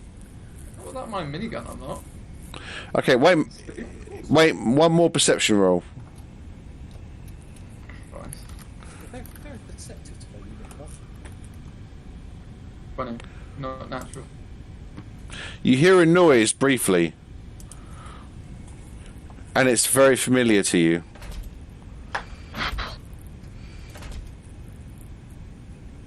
Oh. One of my droids. It's a no. You hear feet movement, but it's not like any of the droids of Turestria. It sounds like a command call unit. Message me if you need me. 1 sec. Alright, I guess I'll go up to it without my minigun, because I don't take any threat from any command call unit. I'm a commander. So I just venture towards it. You're just going to basically walk straight out. Why not? I don't fear any robot. I don't fear anything. Okay. You walk out into the middle of the of this cave system. As you do, you see an entrance to your right, and there's another vampire spawn, and you can't believe it. It's not a command call unit. It's a sentry unit, which basically is a different model, same generation as yours, but they're more live, and they can fly, and they have a single shoulder gun and melee weapons. It's a little bit like a command call unit, but not as powerful, basically. Remember, my vampires are still forming rank. Don't forget that. They might come in handy. What, naked? Yeah. New god. You suddenly hear threat detected, initiate combat. Whoop, whoop, whoop, whoop. Initiative rolls. Wait, before I was going to try and talk to her before it. You can do. If you win initiative, you can. No, because I'm not going to spend my action talking to it. I'm not- Wait. Yeah, but as soon as you see it, it's going into combat mode. I was. It's what you would do. Unless you decide to ignore it. Well, then I want to. As soon as I hear that, I want a bonus action, because I should be able to get a bonus action before the combat, in which I want to rage. If he gets to initiate combat mode, I get to initiate combat mode. Okay, well, he gets 20. What'd you get? I got 60. Well, at the moment, you guys aren't even in the combat. You can still roll initiative. Isn't it Unit 1 up for it? I got 21. What are you going to do, Unit 1? 20. So you've raged as a bonus action, but there's also a vampire spawn next to him. He's got a machine gun. He's kind of staring at you. Then he quickly glances. You can't see the naked vampires at the moment. I don't have my minigun, so I can't fucking shoot them. Well, you have other guns. No, I don't. And a massive ass sword. Yeah, I have a siege cannon and a micro launcher. Well, you could try and talk to it. I don't have my big gun with me. Make a history check. If you make it good enough, you will. I've never once rolled a good history check. So if you roll good, you will remember command overrides that will help you to get advantage in persuading it. 20 natural. Not natural, sorry. 19 plus 1. Nat 19, boy. Nat 19. Okay, you actually remember a certain sequence of speaking that will allow you to basically command override, because you're a command core unit, he's just a sentry unit. You're actually a higher authority within the ranks than him. However, his programming has probably been wiped decades ago. But you can try and persuade with advantage. Persuade, intimidate, thank you. Either. Intimidation, all the way. Either one, you basically got to use the command words. But basically, the command words give you an advantage. Okay. Because it's not something. It's not something that their owners will probably expect anyone to do. Oh, I forgot to mention, by the way, now. I forgot to mention this before start the session. I actually moved 30 feet now. Because instead of taking ability upgrades, I actually took the feat of being able to move 10 feet quicker. Cool. Which I thought would come in great handy, because that could be doubled, you know, so that's extra 20 feet for my charges, etc. Yeah, basically that's to illustrate that you're starting to get very familiar with this new body, and you're able to become more and more efficient at being able to move. That works well. I move 20 feet forwards, just so I'm still ready to make a 40 feet charge if I need to. 20. Yep. And then I speak the words of wisdom. Well, how are you going to phrase it? I'll give you extra juice for how you do it, because obviously you're not in a command core unit body anymore.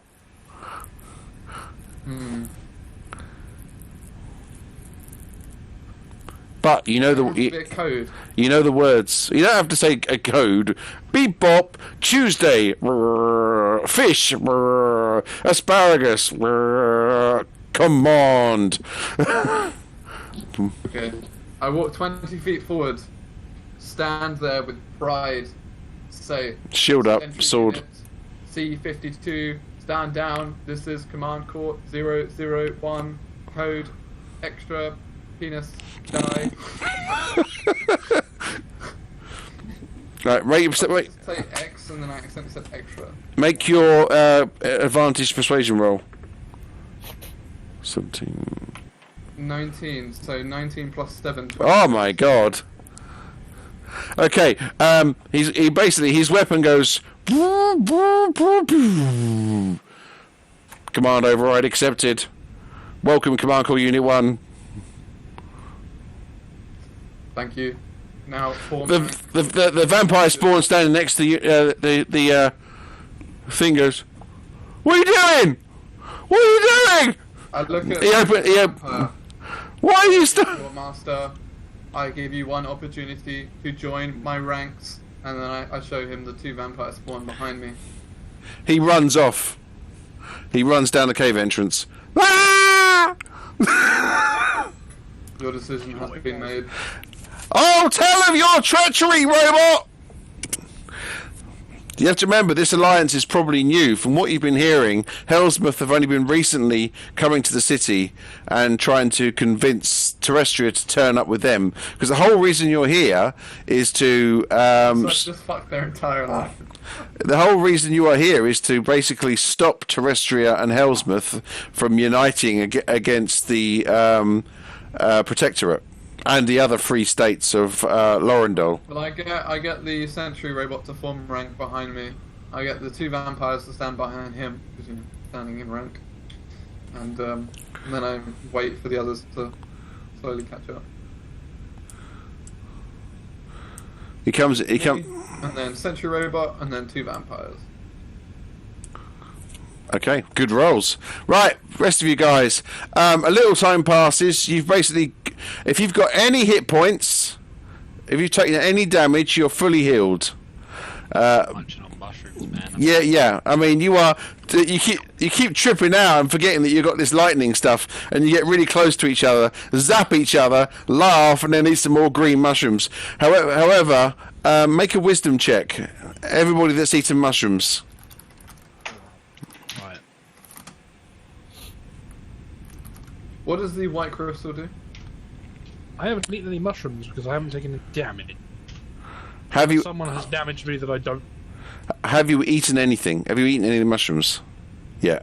I haven't had a. Oh, then you're fine. Anyone who has eaten mushrooms? Fuck's sake. 3. Okay. Carvier, you don't want to stop eating mushrooms. You want to just. You just want to stay here and eat mushrooms. It's great. I like it. Having red goo flashbacks. Yeah, it's exactly like that. Oh, does the sentry unit have any sidearms? He has basically. He's got 2 pistols. He's got like a sun cannon on his shoulder. And he's basically got like sword attachments in his arms that flick out. But he's much more lithe than you used to be. He's faster. I'm gonna walk up to him. You are now part of the front assault unit. I take both these pistols and I give 1 to each of my vampires. Okay, they take them. They should be. You know, because they're both sidearms. They shouldn't really pose much of a threat. Okay, But still gives them access to them. Roger.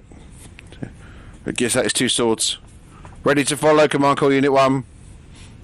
Affirmative. Okay. Yep, so you do that. Right, Fontaine, you finish upgrading all the weapons.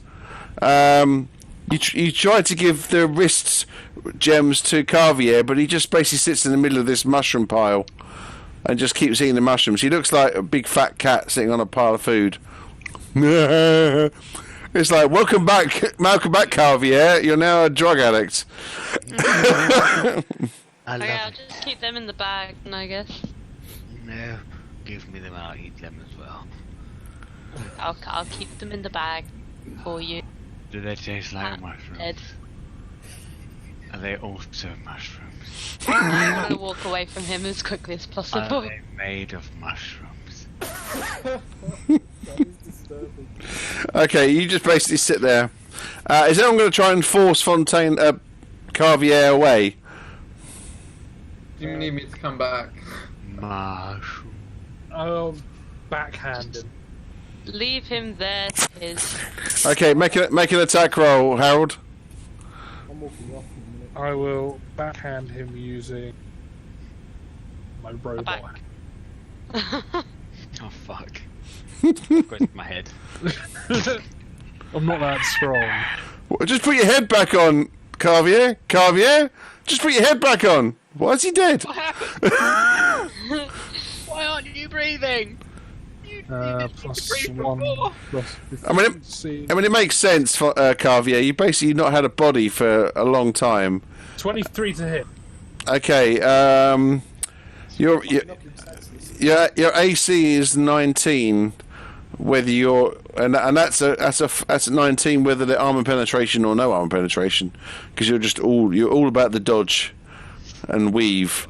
However, a massive metallic fist slaps down onto your face. No, I'll just have to eat more mushrooms. Make another wisdom save as he tries to knock some sense into you. Come on, man. Stop eating mushrooms. You now have a body and you can eat, but Jesus, if you're gonna go like this with the way you went like masturbating, I don't want to be around you anymore. 20. There we go. Carvier, you snap out of it. The word stung you. when we started insinuating about you getting obsessed with masturbating. Never obsessed. You remember it well when you got the mask. 84 times is completely natural in an hour. It's not even remotely close to natural. Jesus. You get up and your white outfit is now basically splodges of blue and green, and it's not coming out in the wash. You've now got like a psychedelic tunic with a black belt. Well, I've been here before. Fontaine gives you the 2 wrist straps, and you have the 2 glowing crystals, one on each wrist. Why? Please be careful. I promise. Okay, every time you do damage with a weapon that's got these crystals attached, you roll a 1d4, and that ends up being what the type of damage, additional damage it is, and then it's 1d6 of that damage type. How does that work? You said minigun. It would just be 1d6. It would still just be 1d6. It's not 1d6. Can I go back and choose my sword then? No. Well, she wouldn't have done my sword yet if she's still doing everyone else's. I mean, my minigun yet. No, Do she's, my minigun, my rifle, 2 pistols, my No. vampires. Well, You- you chose And the kitchen sink. possibly, but you chose minigun. On the spider. I want also to make a chandelier. Yeah. so it feels like home. Yeah, I mean, no, right, Unit 1, you think that it's going to do more damage with the minigun. That's why you give her the minigun. You get the minigun back, and you discover in battle that it doesn't give you as much as you'd hoped. And you regret, and you wish you'd used the blade, but you didn't. And your decision has already happened, it's in the past. You don't have enough time to have it modified again, unless there's another lull later on. But you need to keep pushing forward now. Yeah, we keep Ah. I'm the only one that has pushed forward. Okay, guys. You gather up your weapons. Do you all know what weapon you've had upgraded thanks to Fontaine? I have 1 weapon. Fists. Weapons. Yeah, Fontaine, have you upgraded your own gun? I upgraded my assault rifle. Right. Same with you, Flint. I upgraded my micro launcher. Your micro launcher. That's a lot of D4s and D6s you're gonna have to roll. And Brandon, do you know which one? Brandon, do you know which weapon you chose? He Oh, would have no. done. He would have done his assault rifle. Naughty. He's pretty much Can I only got an ask assault a rifle. stupid question? There are no stupid questions. There are stupid answers. Come on then. upgraded. Wait, so, with the damage that you do, said it was like 1d4. Can you just run the numbers by me again? 1d4 to choose the type. And then 1d6 that damage type. But it's once per hit. So is it? Right. So for if I did flurry of blows, Yeah. That'd be every hit. How would that? so every time I hit someone, What are the options on the D4? So Fuck. 1 is what type of damage? 2 is One- no, it's Oh, I fire, get it. I necrotic. get it. 1 is electrical damage. Oh, 2 is so much better on my sword. 2 is fire damage. 3 is force damage, and 4 is necrotic damage. 3 was. Yeah, don't forget, by the way, Carvier, your fist does not do necrotic damage anymore. yeah, Necrotic. but it kills does now vampires. this. So every time you hit them and you get necrotic, you heal them. Yeah. Yes, so don't roll a 4, and then you get the 1d6 every time. Okay, right. The entrance to the cave. You all basically gather up at the entrance to the cave. Okay, just to move this along. You're all there. You've all been tripping out on shrooms. You've all got 4 portions of shrooms each. There's quite a collection of you now. You're all surprised and shocked at first to see a massive robot that looks similar to the way that Unit 1 looked when you first met him. However, just slightly thinner, more lithe version with slightly different weapon loadout. But it has the big H logo, and for some reason he's doing exactly what Command Core Unit 1 tells him to do. I am the superior form. This Yeah. is CT-137. Nice to meet you. I am Sentry Unit 17. You keep saying my other name, but I am Sentry Unit. He's Sentry Unit 17. That's what he is. Okay. CT-137. That's what you can call me. Toaster. Lovely.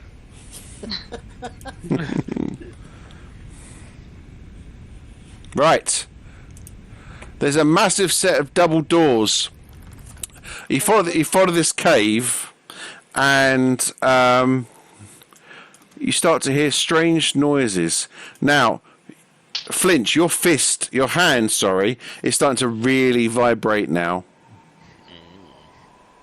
Not like that. And Are you trying to go for my record? there's like strange noises coming from the other side of this door. The doors are metallic, and they look like they've got teeth, like this. But it's made of metal. There's a code pad on the wall next to it. I feel like I know what number's going to be. Flint, you can try and put some numbers in there if you want. Yeah. Do I need to roll for this? Would it be D20? It would, yeah, if you want to roll a d20 and put random numbers into the keypad. I don't know what. See, I'm thinking just numbers wise. Did you say it's a door with a keypad? Yeah. It's a door with a keypad. I'll just break the door. Or can you override it? Does your friend know? Right, so... I'm still Zed raised. can do. Sorry? I'm Your still new friend. raised. So, I mean, my first reaction would be to punch it.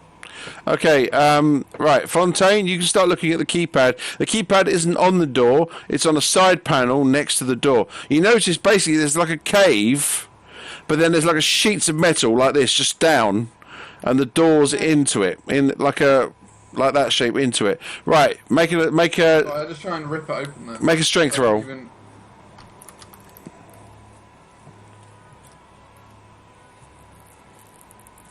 Wow, 5 and a 6, so 17. Doors don't budge. They don't even begin to 5 move. and a 6 and 2 rolls. Can we is Zed still safe for us? Fontaine, hi, it's Zed. What's up? Hello, we have a keypad, and you're good at, the hackery stuff. Oh yeah. Right, 5 7 6 4 3 7 2 1 8 5 5. Repeat that again, and I'll punch Just it in. input it as he say it. He basically he calls out a stream of numbers. You type it open, and then the door just opens. It just basically. I mean, how he knew that number, I have no. He must have hacked it with some sort of clever hackery. Oh, it's a trap. Doubt! I do not trust Zed anymore. I don't think we should go anywhere that he's telling us to go, but whatever. The door's open. I'm going to cast Find Traps. Okay, the inside now looks completely different to what you've seen before. Basically, you've kind of come out through this door, and it's all panelled floors, and panelled walls, panelled ceiling. This doesn't look like anything you've seen before. Okay. Yeah.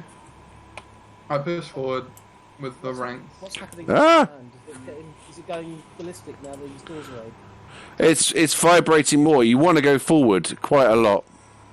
Right, what's your order of attack? I'll be Me and Unit 1 at the front. Unit 1 at the front with me. I guess I'll be watching our back with the raft. I'll be in the Well, middle. I can have one, one guy on my left, one guy on my right. So the dwarf on my left, the over the top muscle man on my left, my right, and then my robot behind me. No, or we can go too wide. Look how Oh no, the vampires aren't. The vampires are at the back. They're weak. They're support. They're units. cannon fodder. No, they're support units. Cannon fodder. Fodder. It sounds like exactly the same thing, but with a different name. That's just cannon fodder, but with extra They step. can be rear guard cannon fodder. Okay, Four wide. That's definitely not a formation. right. We're going to go straight into initiative rolls because you sense movement immediately inside of this chamber. Well, that's not where I wanted the vampires to be positioned. Vampires are positioned right at the back with their little pistols. 16, initiative 18. No thanks. I'm on an 18. Oh boy, it's time for another initiative roll. Yeah, initiative rolls, everyone. Carvier wanted to be at the front, and you put Carvier at the back. I always forget to add. 2d20. Wow, I rolled a 1 and a 2. 1, 2. Oh, because I rolled 2d2. Yep. I got 23. Nice. Nice. I got 13. Unlucky number 13. Right, I'm going to call them out and you just let me know what you've got. Flint. Oh, Christ, I just told you. You got 219. What the fuck? Yeah. 17. 17. Fontaine. 13. 13. Harold. 24. Carvier. 14. Unit 1. 23. And Balthazar, we don't know. Jess, could you be my voice to Balthazar, please? Absolutely. Because it's just really difficult to keep focusing on that taxi type. How wars were started, you know. Right, so basically you can see there's a 10-foot wide staircase, but the stairs are made of metal, and they go down into an entrance, and you can see, even from here, that there's there's definitely some sort of chamber going out from beyond the doorway. And you can see like another big doorway at the end. But you get a sense that you can see other things in the room waiting. Sure. Well, you want to go through and take a look at that, huh? There's something in there. For sure. Yeah. Mm.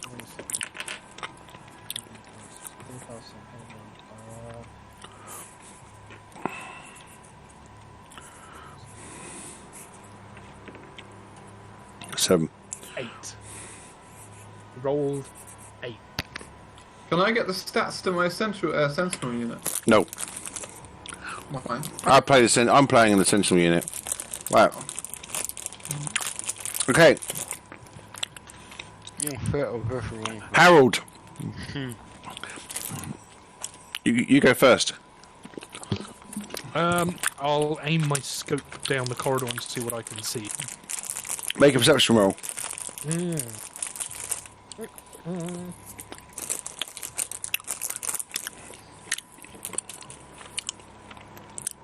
Plus 6. Critical fail. Yeah, boy. Loving it. Nope. It's in today. Now, you look down your scope. You think you catch some movement, but when you look on one of there seems to be pillars down the sides of wherever you're looking. And when you try and look down it, it just escapes you. I think there might be something there, but not too sure. One of you guys take a look and see what happens. What did you just say? There was a pillar, did you say? There's pillars. You need to get a bit closer, and then you'll be able to see see better. But no one's moved forward yet. I'll hold my action to fire any hostile. Okay, Harold, hold your action. So the next one's on 23, Unit 1. Push forward. Right, okay. Let's go and do it. Shield up. Yeah. I know. Shield up. Shield stone's always active. Cause, Right, okay, you move forward. And as soon as you do, you see the whole scene. And I'm about to get fucking opened up on. yeah, you are. Sounds about right.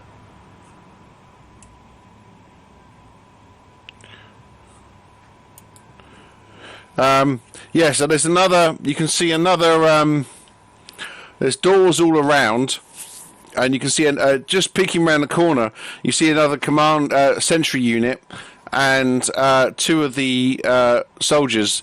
They open fire as soon as you go down there. They're on Overwatch waiting.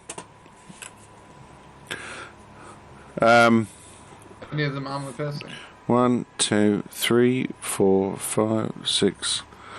Okay, a beam of light shoots from the sentry unit, Motherfucker's sun canning.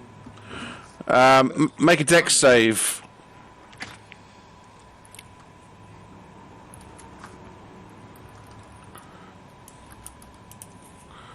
The beam basically just slices a huge path of light. Fail. Okay, you take the full brunt of it. Oh.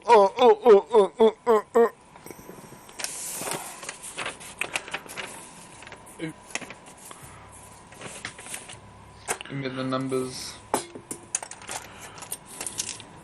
that's what we call a big ouch.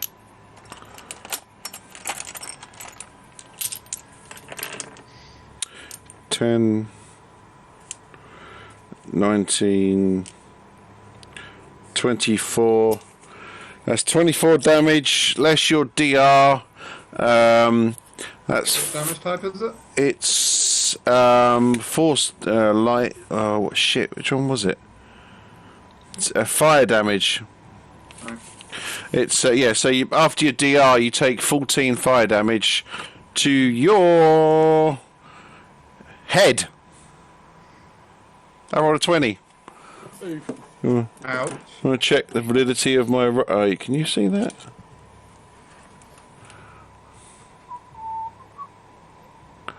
I rolled a 20. Yeah, 14 damage. The sun cannon basically just smashes into your main head unit. The damage is staggering. You're literally knocked backwards. Oh, sun cannon! The irony. I'm definitely not knocked backwards. I can't be knocked backwards. All right, your head kind of goes, ow. It's actually part of my juggernaut that I physically can't get knocked over or backwards or anything.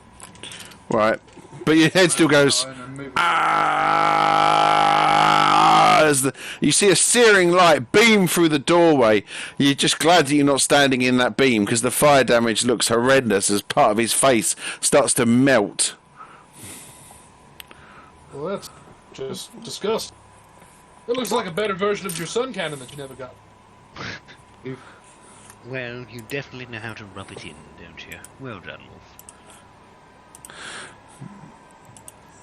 Right. Okay. So you can now go. They're actually holding their automatic fire. They've obviously. The first thing I do is I yell out the code again to the sentinel unit, seeing as I now know the code.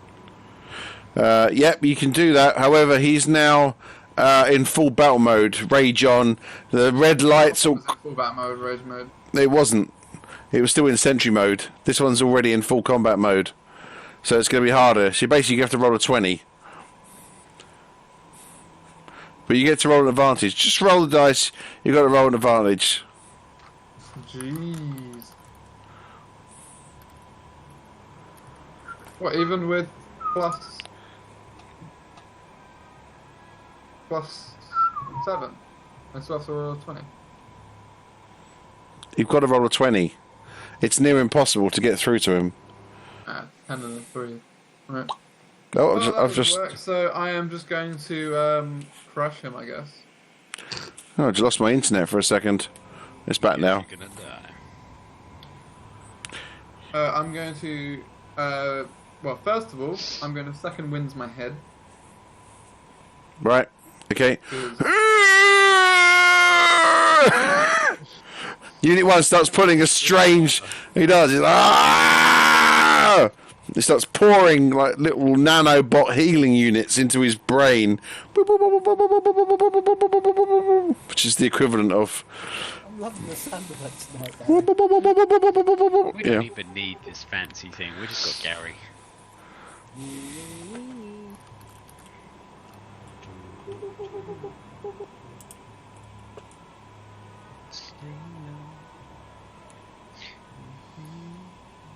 Hey!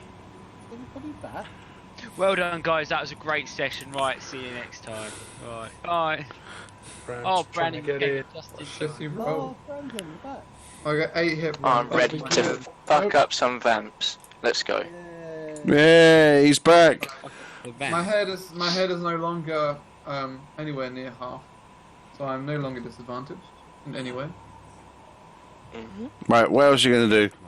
And I'm just going to charge that little bitch. Okay.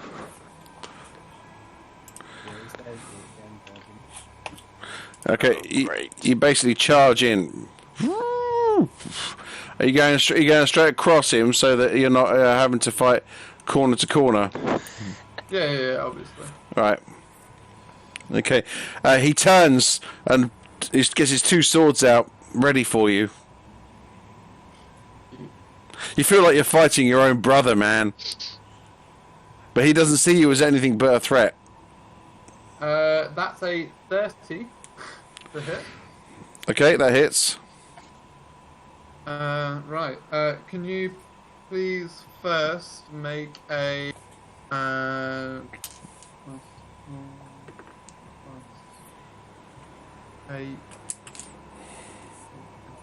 please make a D20 save. Sorry, a 20 save on strength, or he gets pushed back 5 feet as I hit him. He gets pushed back 5 feet. I didn't make that. Oh. Cool, then I get an extra attack, so I now have even more.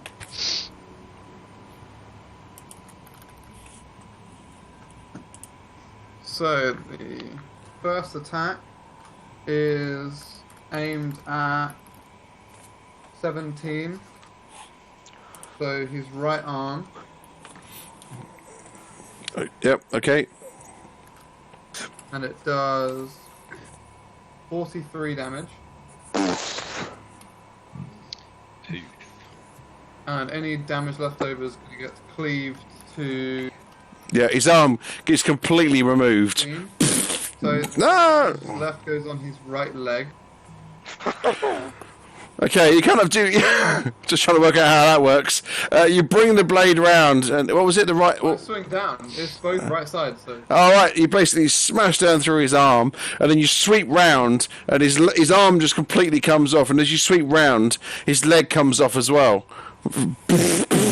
just crushed to death. Charge. Are extra attacks also advantage? No, just the first one. Okay.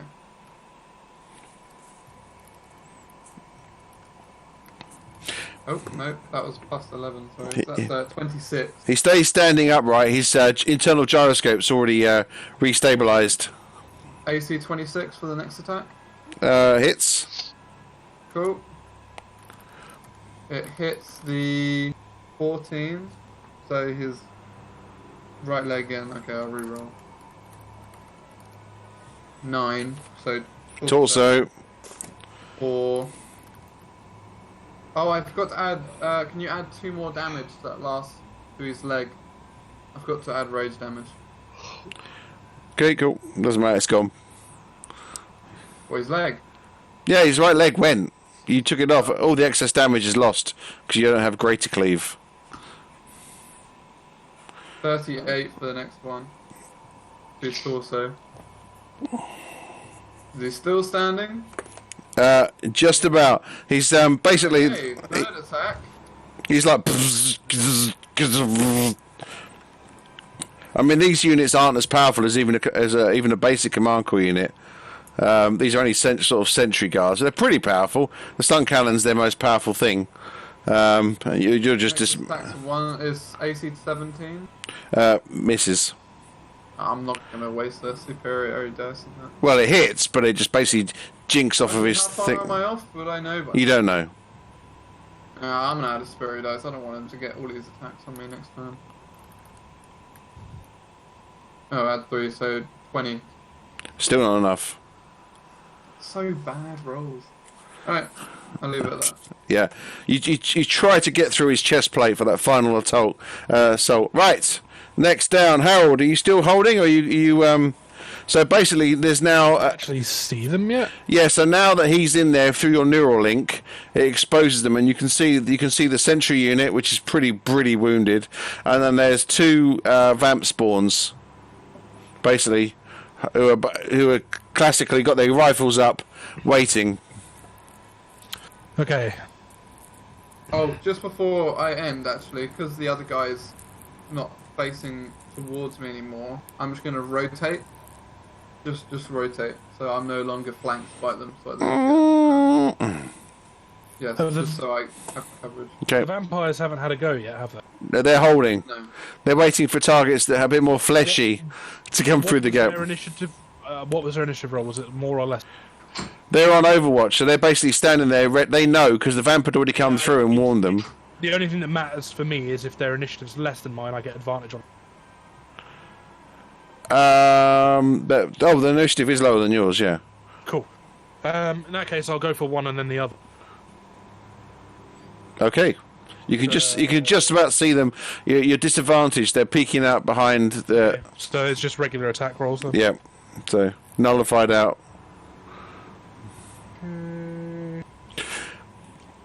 You can tell that these guys basically, apart from a few seconds ago, were not expecting an attack. There's not like a major defence here, which is the reason why you've taken this route. The whole point was to create as much noise on the entrance as possible so that you could sneak in through this unexpected entrance and take them out. Beaky like. Yeah, I guess I'll just roll. So, let's work this out. Efficiency went up. And do I want to specify a location? That's the big question. It's quite hard to do when they're hidden behind a pillar. It would be difficult to do, but it is not impossible. No. Especially with a armor penetrating caliber bullet. Yeah, okay, but one furthest back from me. Yep. We'll do. So it's going to be 1d20, normal modifier 50, but minus 8 to that gives me a plus 8 to the attack. So not advantaged. 17 to hit the noggin. Because it's armor penetrating, that hits. Yeah, it does. Okay. Oh, I need to roll 1d4 first of all to see. Oh, please, Necrotic, please don't fucking heal it. That would be lame. Right, so 1d4. We rolled a 3 with force damage. So now I need to roll. What? I need to roll 3d8 plus 1d6 plus 5. 3d8, 1d6 plus 5. I don't think I'm missing anything else on there. No, not. Go on then. Why is it? It says 28. Oh, It's it doesn't 28. say anything. It says 28. It's not come up on Yeah. my end. Oh, it says 28. 6, 7, 7, and then Okay. Yeah. 3 plus 5. You do 28 damage to the head. The head explodes in a pappy mess. The body just kind of like falls sideways, leans against the pillar, and just doesn't move. There's a really wonderful thing about being a 5th level fighter. I'll take my second attack against the next vampire. 1d20, we worked that to be a plus 8, just to be a plus 7. By the way, you're going to have to move. To actually do this, you're going to need to move to at least somewhere like here, so that you can see. You'll come up. Are they like up a ramp or something, are they? No, it's just that this is there's a wall. The stairs. Yeah. So you have to see past the wall before. You couldn't do that before. We're taking a defensive position behind us. Okay, well, fire the next 2 out. Okay. I can re-roll 1s or 2s. Ha ha ha ha! Yes, you can. Please be better than a 1 or a 2. How about a 3? It's 10 plus 8 for 18. I'm guessing they have the same AC. They do. So is that just a body shot, or are you going full head shot again? No, that's head again. Otherwise, I'd be rolling with a plus 15. Okay, yeah, that gets hit straight in the head. Yeah, 23. head explodes. Nice. And yeah, basically, Carvier, you've not been around these guys for a while.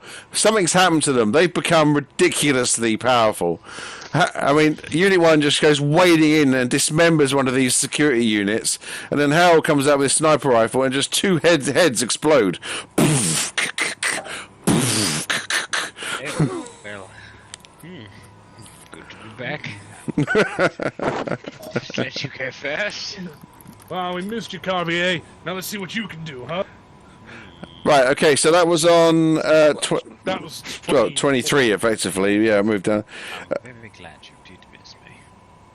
Especially with that sniper rifle of yours. Right, so I'm on 12. Who's before me? Right, Carvier. Yours. Carvier, you are next.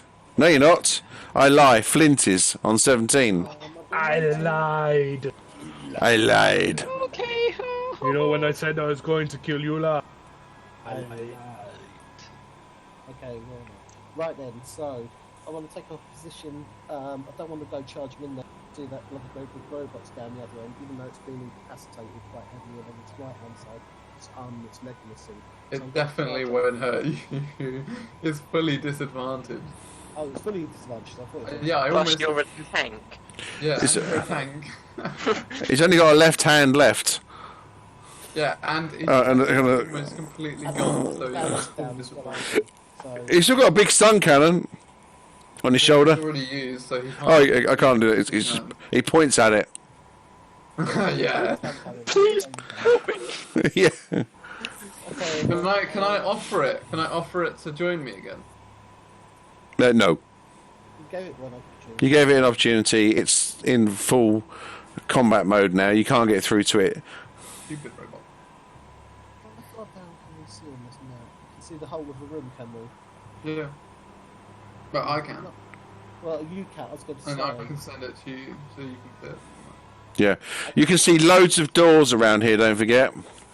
Yes, so we've got loads of possibilities of them coming in again, haven't they? So getting reinforcements and help being up the choke point. So I'm going to come up into the room and take up a position behind that first pillar on the right hand side. So you're going to come in. I'm going to come into the room and take up a position behind that first pillar. So it's as you come in, it's forward one's going and square to the right. So There? hang on a second, it hasn't refreshed. Just press the live button underneath. It should I was saying, refresh. you must be getting a delay. It's shown for me. Yeah, show for me. Yeah, there. That's exactly what I was thinking. Yeah, just come into the room at that point. I've got a door opposite me, so I can, if anything's coming that way, I can fire Okay. towards it. I'm just going to come into the room. I'm walking to the room. Okay, Flesh, you Flint, Dart. Is there any other spells or anything you're going to cast? Wait. 5, 10, 15, 20, 25, 30. I am, but Oh, that was past your maximum movement anyway. So you're not unless it's unless it's a bonus action. Well, you could micro missile. You got micro missiles as a bonus action, Where is and you could fire at that unit because that unit's gonna. Unit 1 from the unit? you can't see him. You can't see them via you, and don't forget with the missiles, they're fire and forget. Oh, yeah, true. What's the time? Micro missiles are fire and forget. You could just basically send them around the corner. Yeah, let's do that. That sounds a good idea. That's a really cool idea. Nice one. That's right. It's your idea. I didn't say anything. Oh yeah, of course it was. Yeah. Okay, so what is it? D4, isn't it? 1d4. Yeah, for the number of missiles.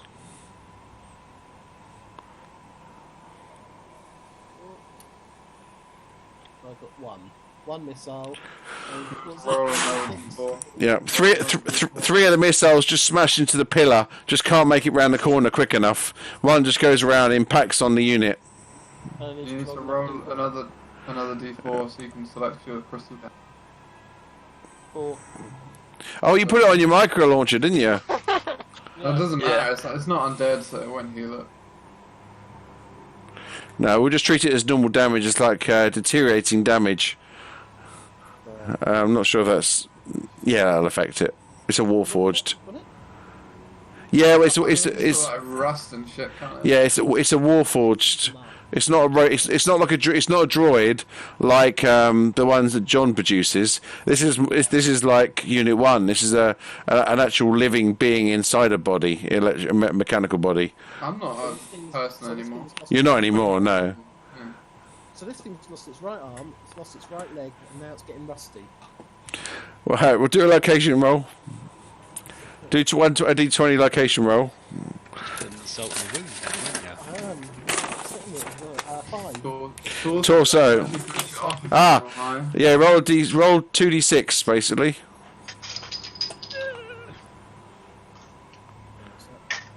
Rolled. Finish off so we can move on.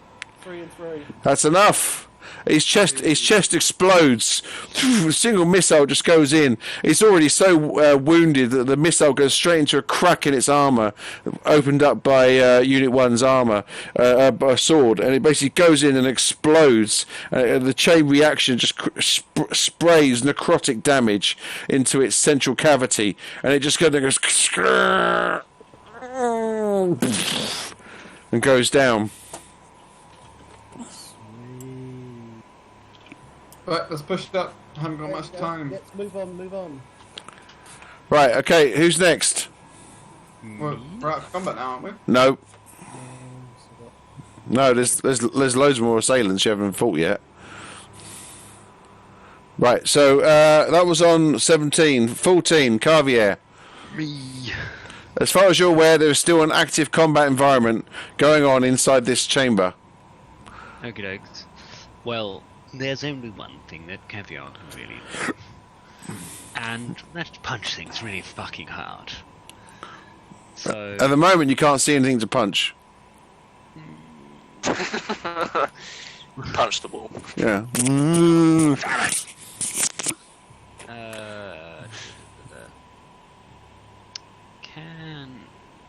Alright, so I have what's my movement?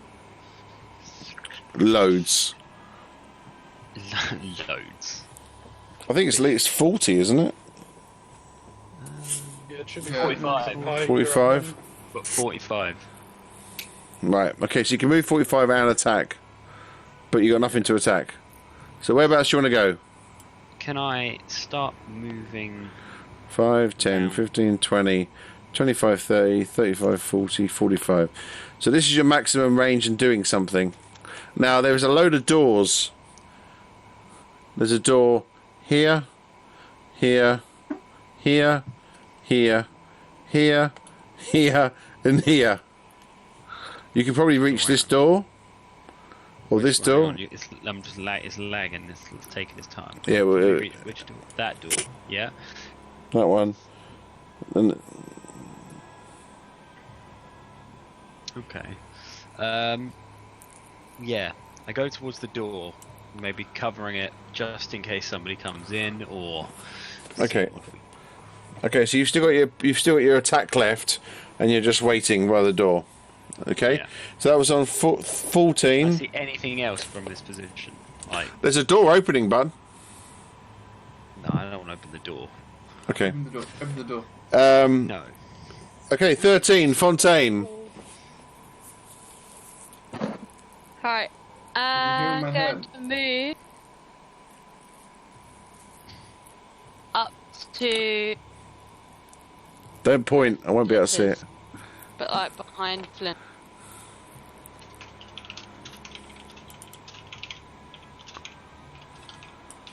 Okay. Are you holding your action? Yeah. Okay, that was on 13. 12. I'm way down. I've got 8. Yep. And I think I'm the last one left. Oh no, Wolfguard. I'm gone. It's just me then, and I'm on 8. Okay, on 12. Oh.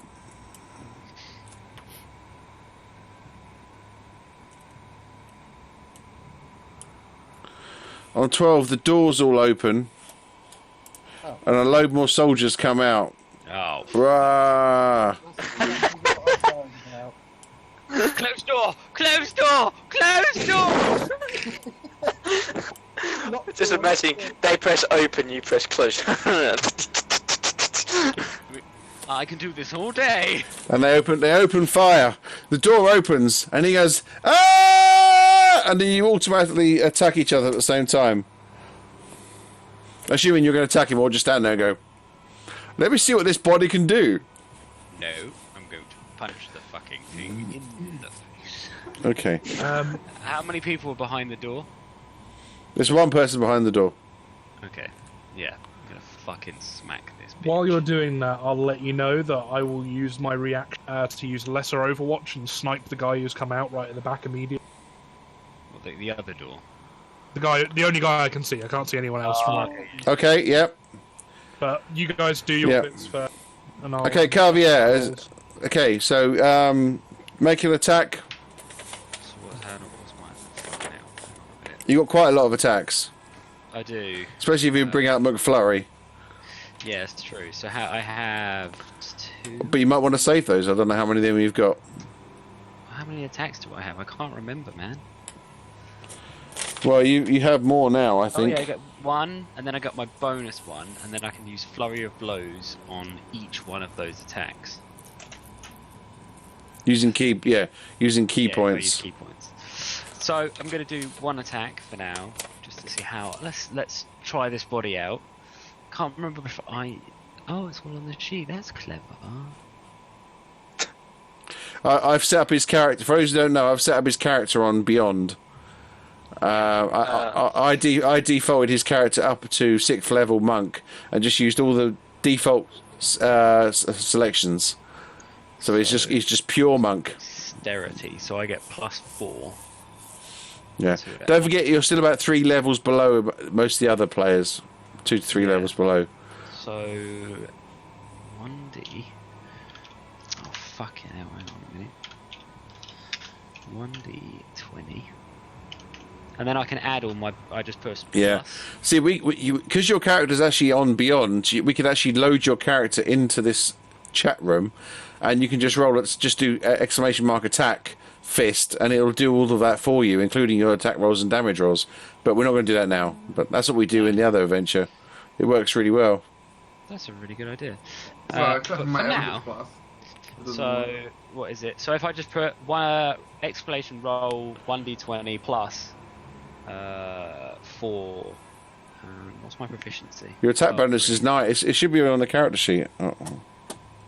Hit 7. Yeah. So +7, yeah. Lovely. What do I get? 19. Ooh. To hit.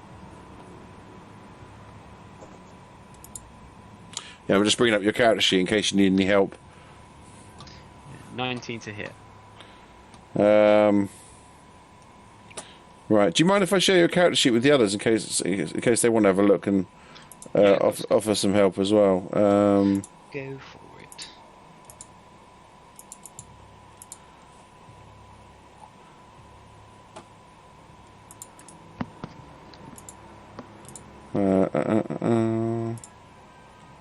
Is that the right link? I think I've just pasted the wrong link. Oh well, it should work. Right, you attack 19, did you say? Yeah, attack 19. Unfortunately, your fist just smashes into their armour. They've got like full bodysuit armour on, and it hits them straight on the chesticle, and they're like, "Brah!" Well, then it's how many key points do I have? I've got 6, haven't I? 1 per level of monk. Yeah, so 6. Yeah. And I'll do flurry of blows. Okay. So same roll. Fuck it. How many attacks is it again? Flurry of blows is 2 extra on arm strike. 2 extra. Yeah. Martial arts, you can use dex instead of strength for your attack and damage rolls. Flurry of blows, 1 bonus. Yeah, so don't forget, because your flurry of blows is a bonus action. Patient defense is a bonus action. You can deflect missiles now as a reaction. So if someone shoots at you, you can basically whip the bullets out of the air. Ooh. So on one key point on my attack. First one misses. Oh fuck! I forget the bloody bit. Yeah, it's 2 unarmed strikes. Don't forget, as a flurry. Yeah. Oh, for fuck's sake. Piss off. I want the faster version. There we go. And 23. That hit. Copy and paste it, Luke. Yeah. I did. But I missed the, what's it? Okay, so your first attack was 19. So I did 19, then I did flurry of blows. The first one was 17, and the second one was 23. Right, second one hits. Yeah. Make it a location roll. Location roll. Yep.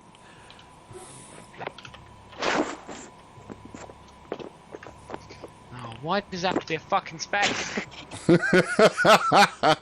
It's like a little mini Brandon. He's not put a 1 in front of it, so it's okay. There you go. Yeah. 18. Oh, so 18, so that's his left hand. Yeah. As you bring down a chop. And one of the chops just catches him in the arm. Yeah. And he has to do a saving blow, doesn't he? Saving throw. If he fails, regardless of whatever the DC is, he fails. And I send him towards. I can't remember. It's like a certain amount of feet, isn't it? Or I can down him. Or I can down him, can't I? Fuck. You can knock him prone. Wait for him to get knock him. him prone, or you can knock him back. Okay. Knock him prone. Okay. He falls to the ground. Make your damage roll. Don't forget to add your 1d6. Oh yeah, 1d6. Well, you got to do a 1d4 first of all to see what the damage is, and hope it's not a 4. 1. It's electrical damage.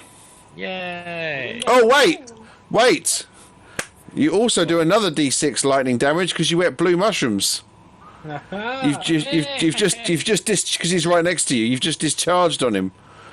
So you've kind of gone. Spur! Unfortunate. So 1d6. 3. Okay, so that's for the fist. Now and then do a d6 again for the discharge. So that's 6, and then do your actual fist damage. So that's 6 lightning damage. My fist damage is 1d6 plus 4 plus. Why is it plus 4? 1d6 plus 4. Lovely. This thing is really peeing me off.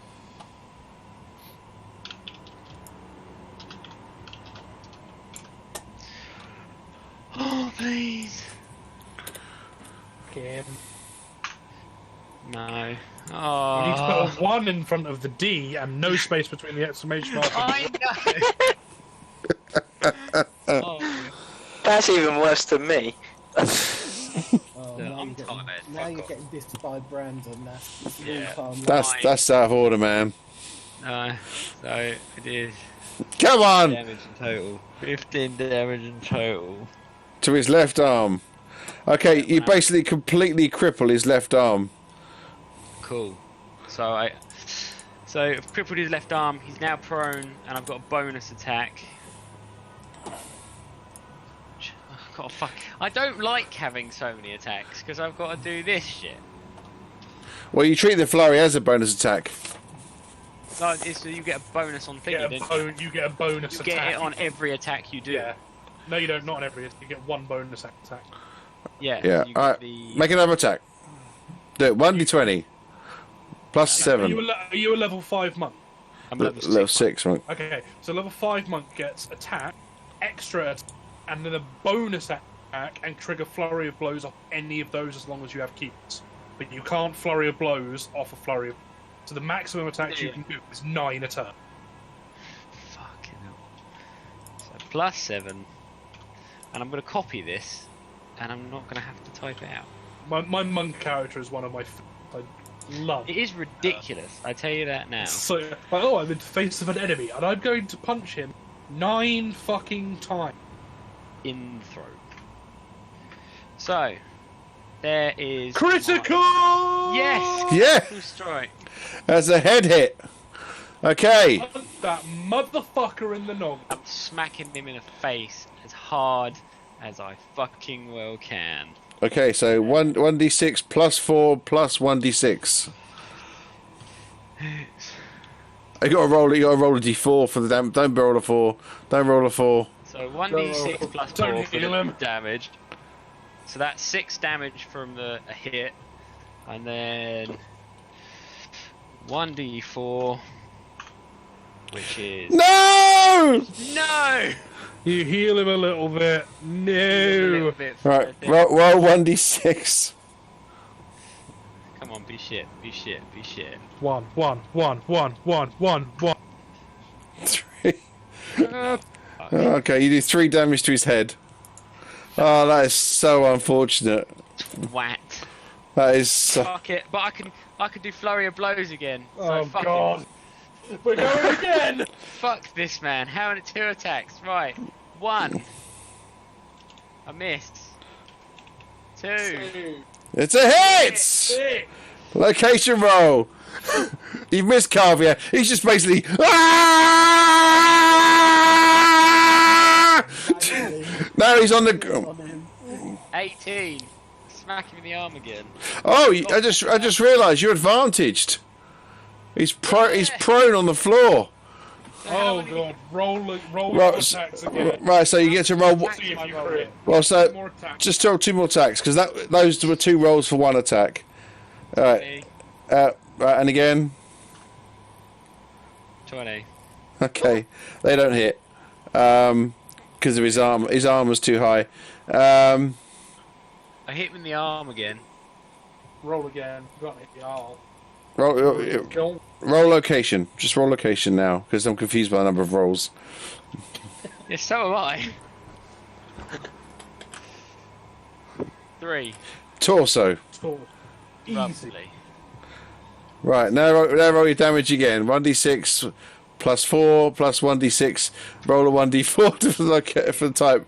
1d6 plus 4. Right, 5 damage to the torso. Then roll 1d4. 3, right, so that's force damage. And then 1. What the fuck am I doing? 1. A lot of the time, it doesn't really matter what type of damage it is, and you can just ignore it unless it has specific need. It's just in this case. So for the damage, it's 1d4, yeah? It's 8 damage in total. No, that was for what it was, and then that's a 1, so I only got 1. No, it's 1d6 damage. It's 1d6 damage. 1d6 damage. Oh, fuck, I know. There you go. 1. We've got the same fucking number. Right, Harold, take your opportunity shot. Okay, here we go. He's not got cover, so he's fucked up. I've not specified I'm aiming for the head before I rolled, which I should have done. So he'll get the full fucking whack. He hits AC 30 armor pierce. You've rolled 2d20. Oh yeah, advantage. Yeah. Sorry. So 15 was your best roll. 15 plus 15 for 30 armor piercing. I'm assuming probably. That'll hit him anywhere. Yeah. And he's roll a d20 for the location. Go on, hit me in the... Oh, I'm gonna fucking take his hand. 11. That's torso. 11. Torso. This could get mucky for him. And then it is 3d8 plus 5 standard damage. No, I can't reroll on damage. I don't do that. Wow. I rolled a 1, a 2, and a 3 on 3d8. That sucks. That's terrible. Roll 1d4. Which is 2. Roll 1d6. Another 1d6. 3. So 14 damage in total to his torso. Lame, wasn't it? That's alright. You used to sort of you see wetter, messy explosions normally. You're a bit like, oh. 1, 2, and a 3. Right, so that was on 13, 12. Right, these guys are opening fire. Well, except for the one that's on the floor. With his left arm missing.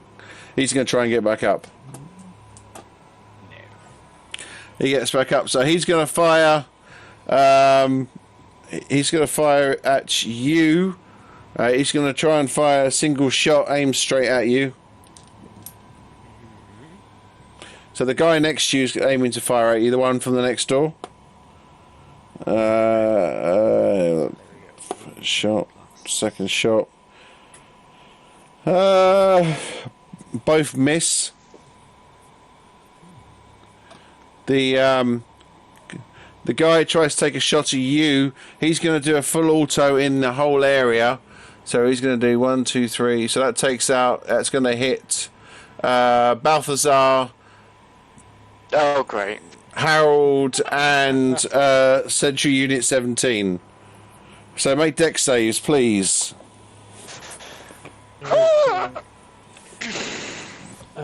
I have the benefits of the dodge action until end of the first round of combat, so advantage dex save.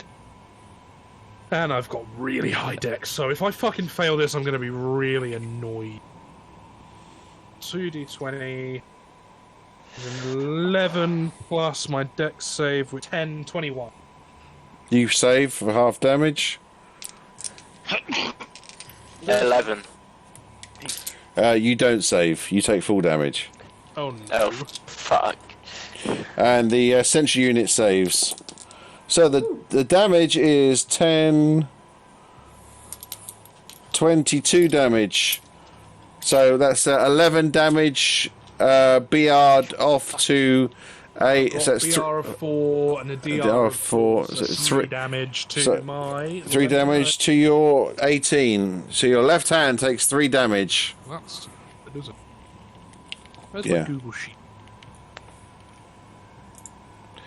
I can do it for you if you want. Harold, 3 damage, left hand.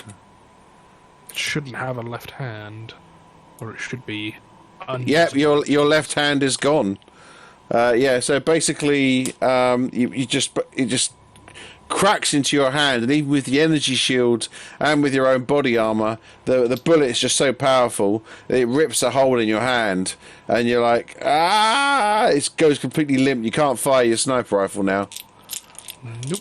Right. So 22 damage, Balthazar. What's your DR? Is it just the? It's 4. 4, right, from the energy shield. Right, okay, Yeah, okay. So you take 18 damage to the 16. Left arm. So basically multiple rounds crack into your left arm. Bye-bye left arm. 18 damage into the left arm for Balthazar. I have 5. That's okay then. The rest of it's just lost. Oh no, it's AOE. It's AOE. It's AOE because it's Yeah, I was about to say it's AOE. AOE. So the next The joys. next location is torso, which will then take the rest of the 13 damage. Oh great! I have 19 on that. Yeah. So your torso's down to 5. Oh great. Yeah. Well, I've got it on my spreadsheet at the moment, so I've got. I don't know if you can see it. I did send a link out. It's not mine. I did see the link earlier, actually, to be fair. I should have opened it. No, that's okay. Right, so that was him firing up the two who opened the door. We're going to come round to here. He's going to open fire full auto on those guys. Right, Flint and Fontaine, take dex saves, please. Take what, sorry? Dex saves. I thought you said exos. 4. The Century Unit's only taking a small amount of damage, by the way. You notice it just dinks into his chest. He's barely wounded. This guy's going to run out here, and he's going to basically run out to there. He's gonna take a shot at Unit 1. Now, this guy has something different you haven't seen before. Oh, of course he does. He's shooting me. Well, that's why he's aiming at you. The rest of you've noticed, by the way, Unit 1, that the others are now ignoring you. The vampires are not trying to shoot at you. Right, so Flint and Fountain Fontaine, what was your dex save? 10. 18. Right, Flint, you make it. Fontaine, you don't. Damage incoming. Oh god. Not so good, not so good. Really bad. Shit rolls. 16 to 18 damage. So for you, 18, it's 9 damage. Your BR is 10. Flint, so you take no damage whatsoever. Basically, the bullets just dink off of your armour. Some of them ricocheting into Fontaine, who next to you is basically just taking the full brunt of it. 18 damage. Your DR is what, sorry? Mine? Yeah. Oh.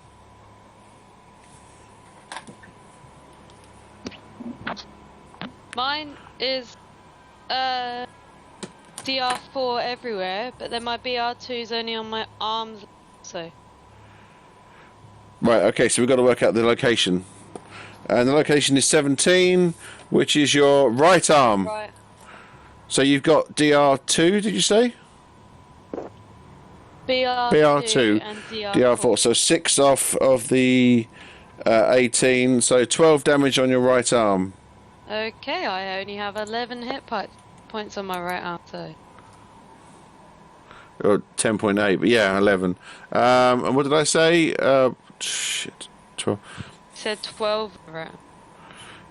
Yeah, so 11 damage on there. 1 damage then moves on to your 17. Oh, fucking that's your right arm again. 16, left arm. Your left arm takes 1 point, but the armor knocks it off. Yeah, so, okay, so you've got 1 point on your left arm. And my right arm's gone. And your right arm's gone. Yeah, so you basically drop your rifle to the floor and you cry in pain. You notice some of your the bullets are just ricocheting off your armor, Flint, straight into Fontaine. You're like a... well, it's not really your fault. Not my head. My bad. So he's... Dead before we get to the Grandmaster. So I'll heal them all up before...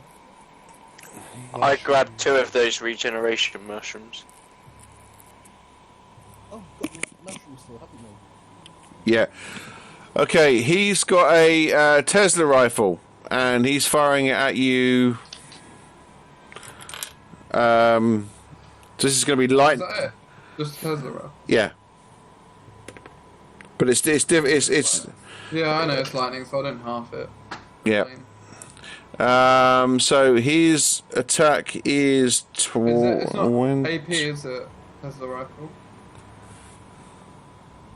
No, not. No. So you got to hit 28.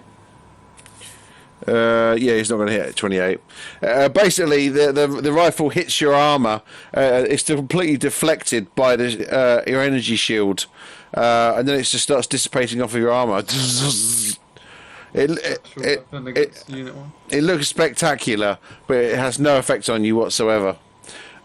Right, next round. Is there anyone? Oh, so the sentry unit's going to move forward. He should fall onto me. Next to you. Yeah. Okay. Orders to be in the front line with me wherever I charge. He's got. Okay, he's going to fire his stun cannon 10 foot wide right down the line. Those two right at front. AoE 6, 12, 14, 16, 17, 18 damage to torso.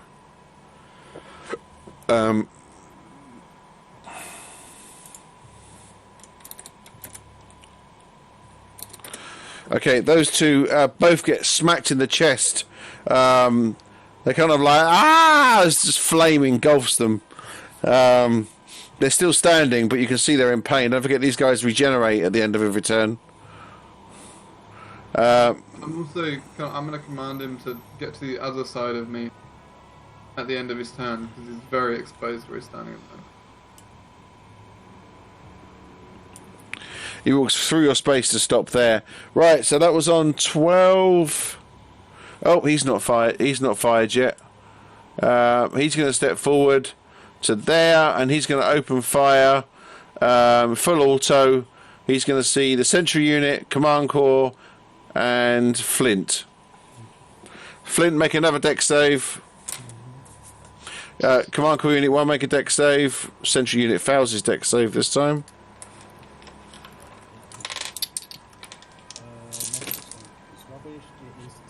No, it fails.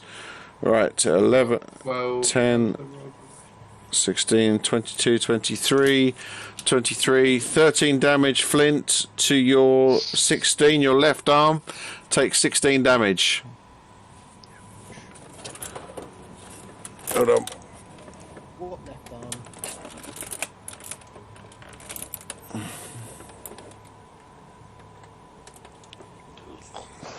I no longer have a left arm. Right. So your left arm Just gone.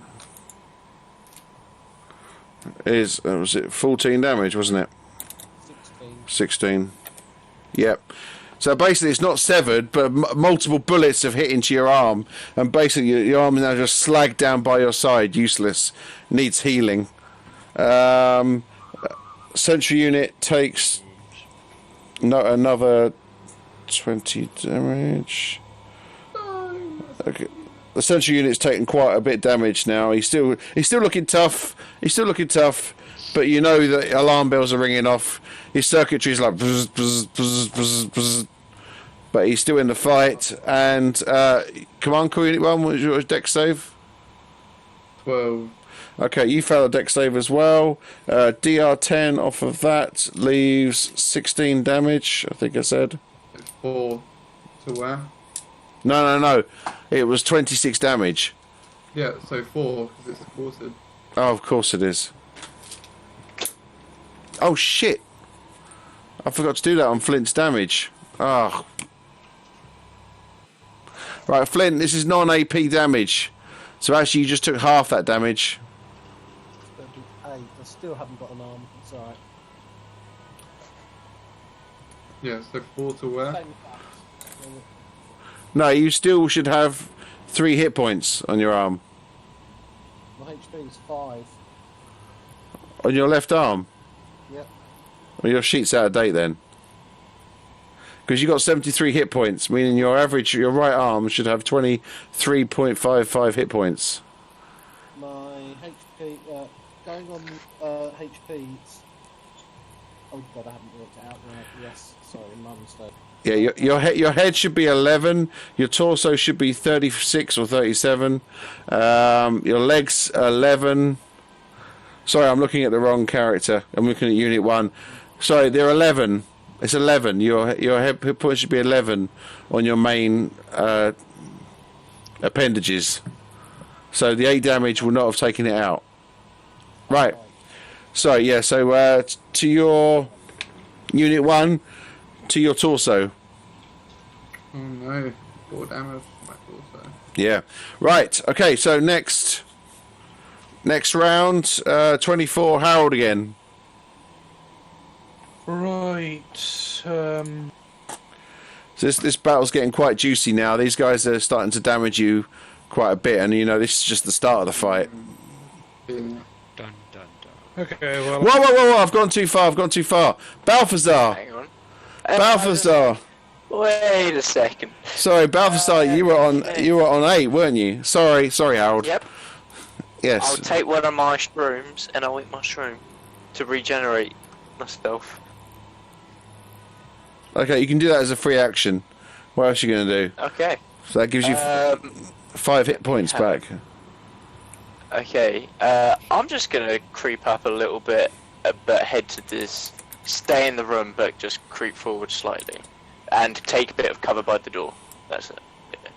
Are you not going to cast any damaging spells on any of the assailants? I What? guess I probably should. There's a group at the back there.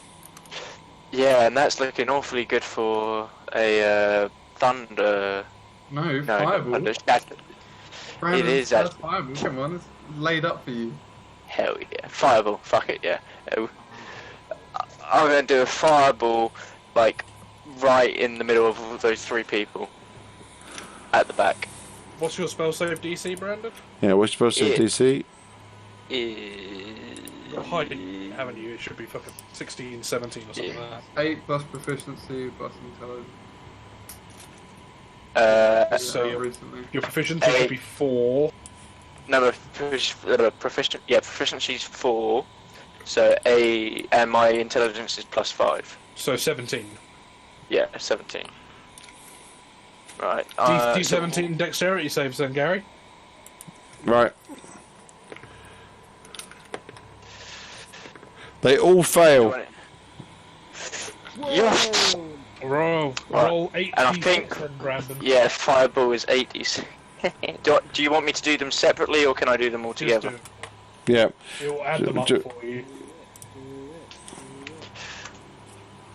A 20. Are you fucking shitting me? Oh Are you my 20 damage? god, that is the worst fireball! How did I manage to do that? Oh, I actually want to cry. Holy shit! I got 2 out 1. That 2 is- 1. Terrible. 1 2 5 2 1 2 5 2. Ouch. Oh, that could have been so good. Shocking. Why me? Mulligan. Score a mulligan. Oh no, it magically deleted itself. I guess I'll have to re-roll. Yeah, shucks. Don't you hate That's it? a new. That is a big oof. Right, okay. Make location rolls. Alright, for all 3, let's have a go. Roll 1d20. you added the fireball in that. For the first one, it's 15. Right, so that's his right leg. That's going to get blown Second off. one is 6. And the third one is 5. Torso.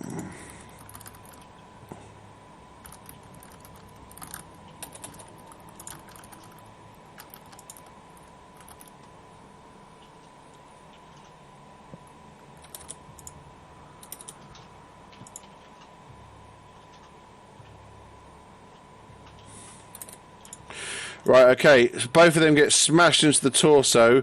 The one that's already been heavily damaged, that actually goes down. I did something positive. Yeah, one of them starts. His chest just basically burns alive, and the fire consumes him, and he dies as it eats through his chest. One of them. You need to roll another damage location because you basically. Yeah. 4. You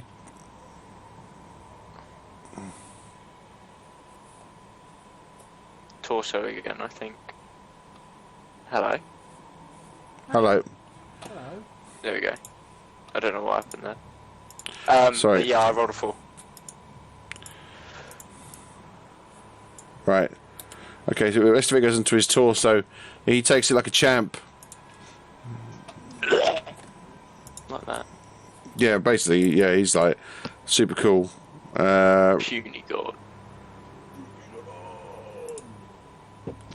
Was it his right leg you got? 15? That would have been. Yeah, it was his right leg. That's right.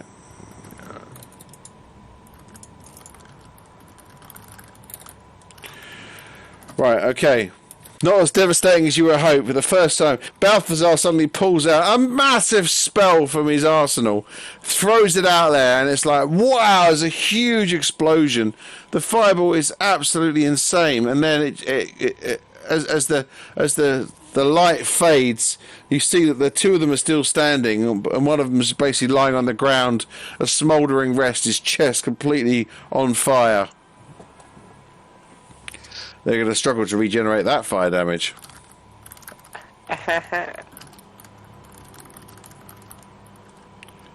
Right. Next round. Sorry, Harold, now over to you. They all regenerate.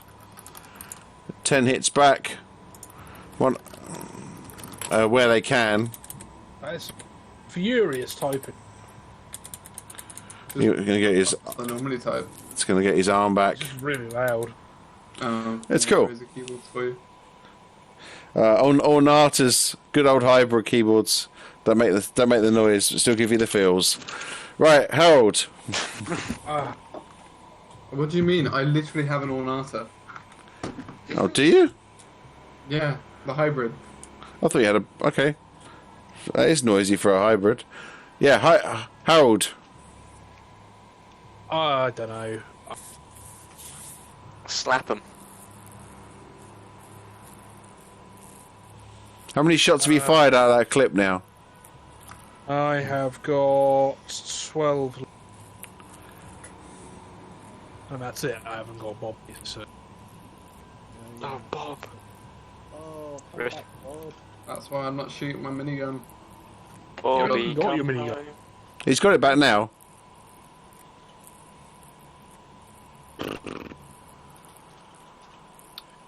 Okay, well, I'll eat a mushroom. Woohoo! Which one? The one that healed. Green one. There it is. I'm sure it had it. Green.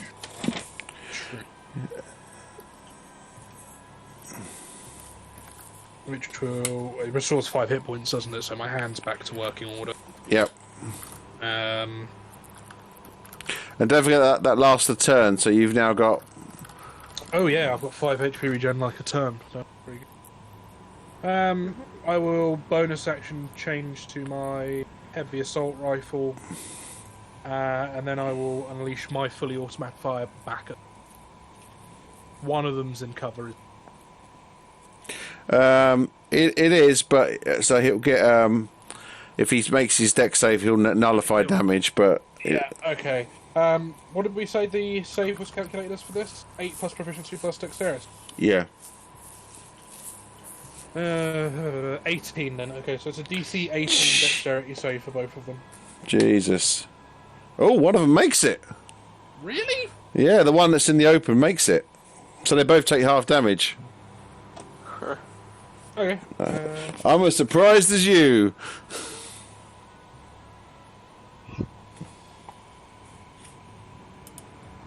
Oh, it was a wrong check. Work. Oh, why have I rolled 1? Why have I rolled 1? I meant to do this. I'll roll 8d6 and add that. So it's 28. Bunch of 1. And then a bunch of 6s too. And I need to spunk that entire clip. You start to hear a bit of static in your neural link. You think Zed's trying to get hold of you. Go on then. Go for Wolfguard. How can I help you today? He can't reach you. Oh no, you're still near the entrance, aren't you? Yeah. Yeah. He basically calls out, "Guys, I'm going to lose you once you go inside the building. Is there any chance that that sentry unit you've hacked that he can stay by the door and relay comm signals into the building for me? You'll need my help once inside." Yes, that's fine to me. Cool, great. I'll sort that out. Right. So basically, he's asked you to leave the sentry unit that you've befriended by the entrance, so that because basically there's some sort of shielding on the building, and as soon as you walked inside the building, he couldn't communicate with you anymore, and he wants to still be able to communicate with you. Right. So Harold, what was your damage? Sorry. 28. 28. Right. Location damage for the first one, the exposed one.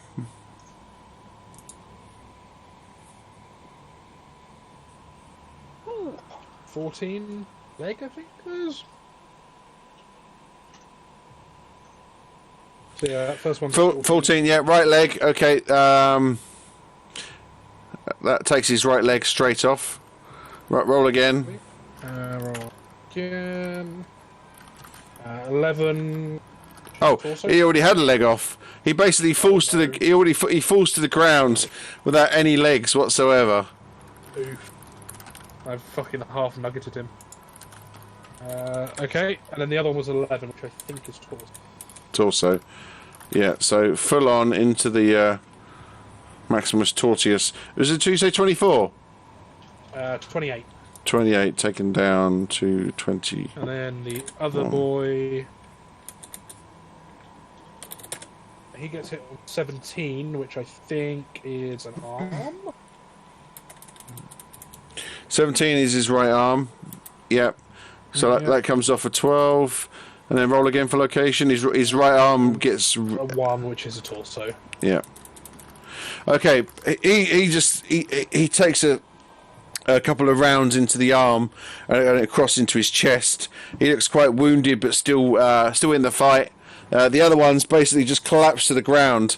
His legs are still sort of attached between the fire damage, the bullets. His legs are basically completely unusable at the moment. He's just trying to drag his body back behind cover. Alright, so that second guy, I'll use my second attack just to shoot him regularly. But the guy crawling on the ground? Yeah, the poor fucking guy who's trying to crawl away. You have advantage. You can't dodge. Let's see. Don't want to aim for anything fun. You can aim for his middle finger. No, I want to take his arms off. You don't want to take his head off? Yeah, I'm going to just take his head off. So it's a 1d20 plus 8. Which I get this roll twice.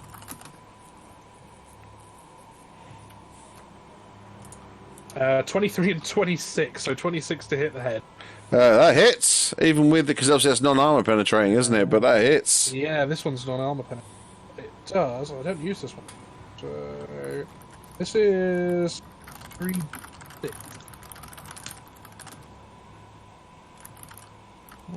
3d6 plus 5. Bam! Nice. His head explodes. He's crawling across the floor, trying to get behind cover. Oh God, I need to live! And then, bang. Yeah, it's not a full explosion like the 50 cal, but basically a huge hole just in his head, and he just like goes down. Right, so is that you? Are you doing any movement? Nah, I'm happy where I am. Actually, I'll take a step in towards the wall, so as I'm harder to hit.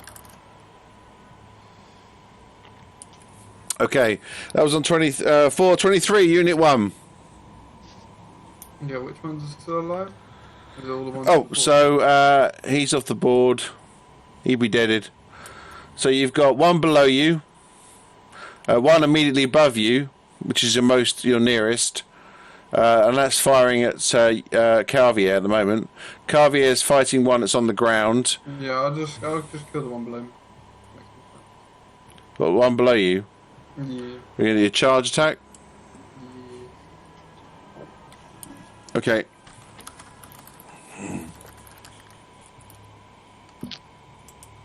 Wow. Don't forget you got advantage because you're charging. Yeah. You rolled 2 nat ones in one roll. Oh shit, he did 2d20. Sorry, I didn't see that.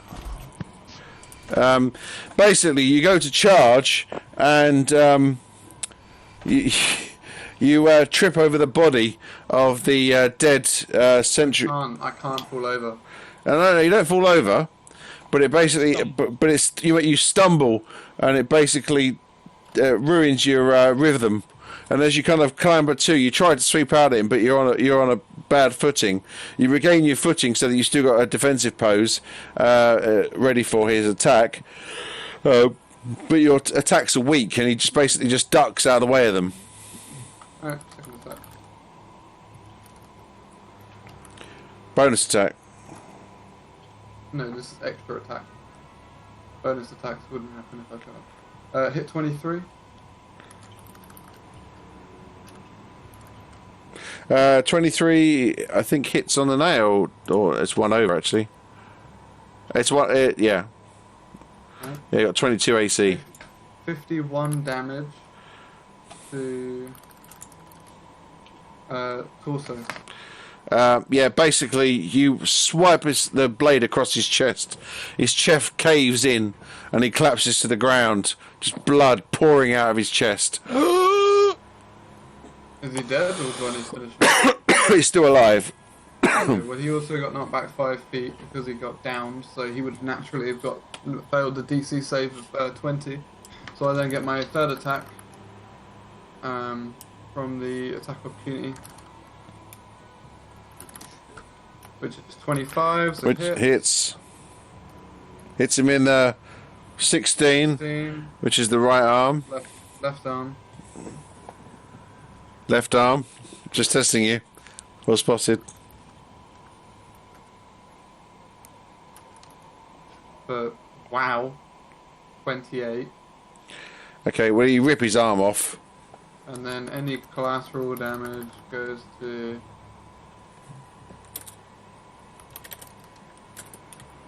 15. The right leg.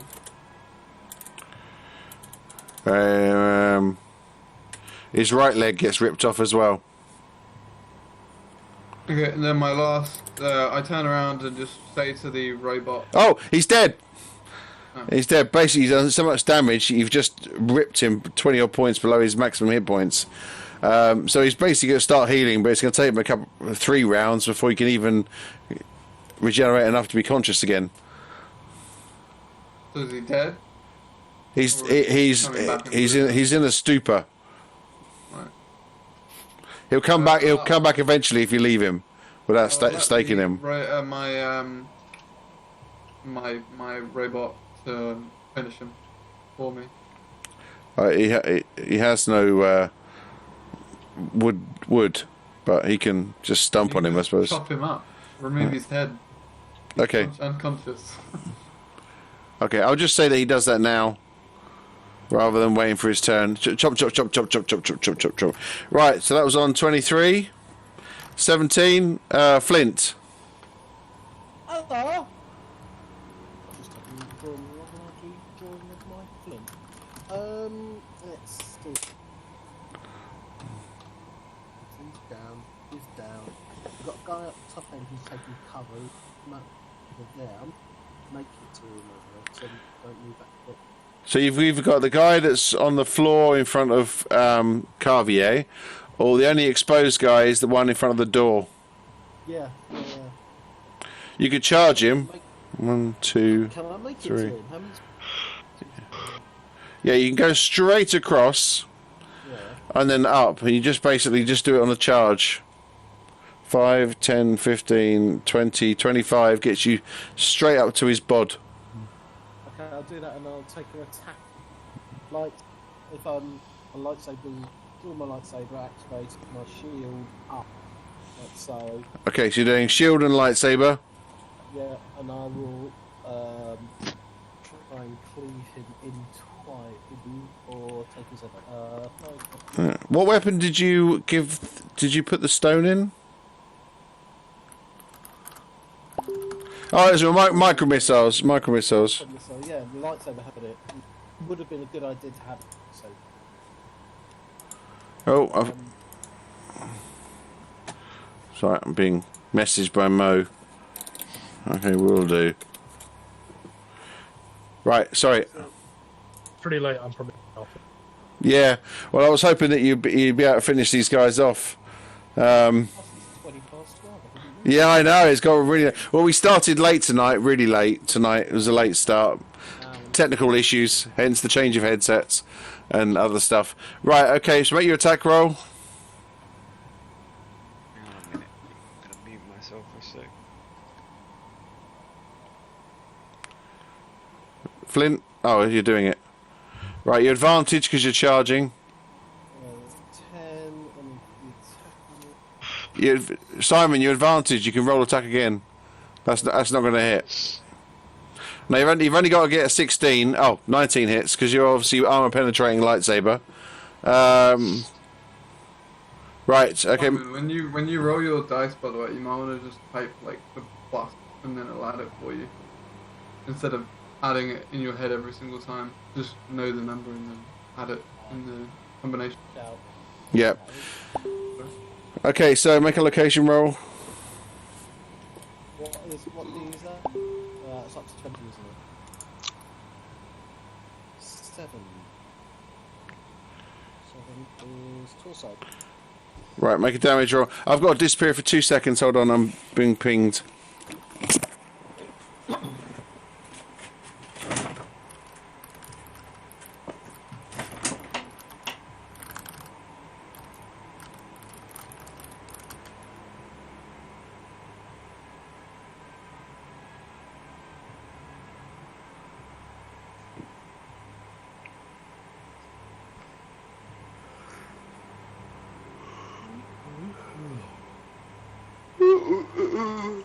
Right, guys, can you tell Gary that just like roll for me? I need to go sort something, and then I need to go sleep.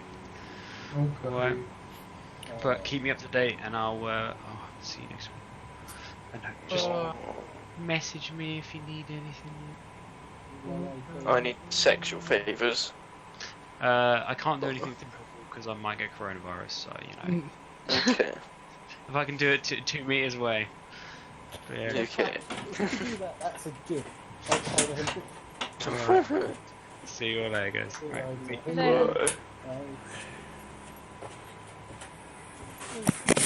Right. Right, sorry, damage. Oh, sorry, I went to half damage. So, what was my last prize? Can you remember? It was 7.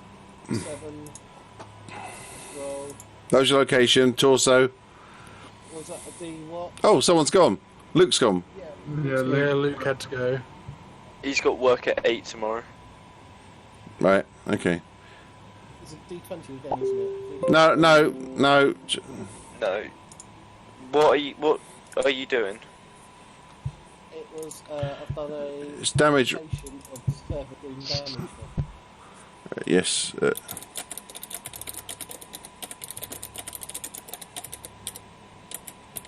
another D20. No. No. What attack are you doing? Lightsaber attack from the torso. So then it would be. Hang on, let me get. It's your 1D. Oh. It's like 1d8 or 1d6, I think. No, it's not 1D8. I think it's 1D8. Hold on. I haven't got the thing up. It's not on your character sheet. I thought what you can wear lightsabers? Yeah, it's 1d8. It's going to be a 1d10, I think. Hold on. But energy sword is a D10. Yeah. Barnex. Otherwise a lightsaber does the same damage as like a regular sword. It's armor penetrating. That's the big thing. Yeah, but it still does. It should still do more damage than a sword. So it must be. Hold on. I had some of these posters up. I took the posters down. To put the screen up, and I haven't put the posters back up, so I haven't got all the stuff to hand. I've got energy sword plus dex bonus is 1d10 and. Yeah, that'll be it then. That's what it is. Plus it's a finesse, so it can be either your dex or your strength, depending on which one. Alright. That's gonna be on top. 7. Right, so 7 in the torso.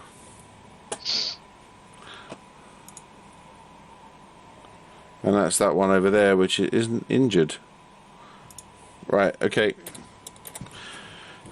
Right, how are we doing on the thing? So we're on 17, so 14 is Carvier.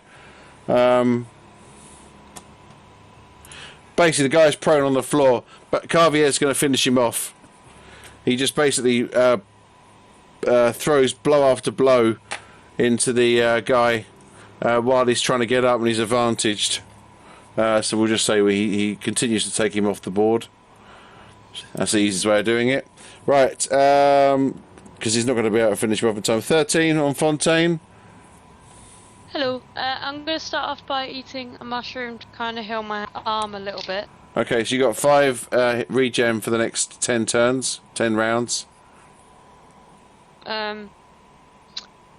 That's free action, wasn't it? Yeah. So So you've got an enemy to the north or an enemy right in front of you.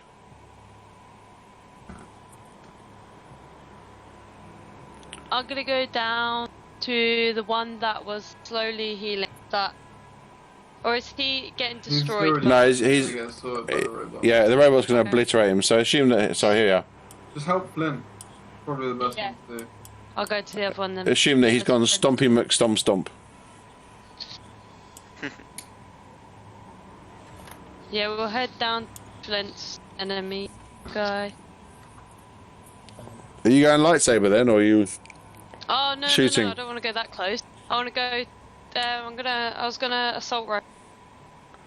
Okay, so if you go there, you can't do full auto, otherwise you'll start smacking into Flint. But you can just do single shot. That's single shot still gets plus 1d6 from the. Yep. right. So roll a d20.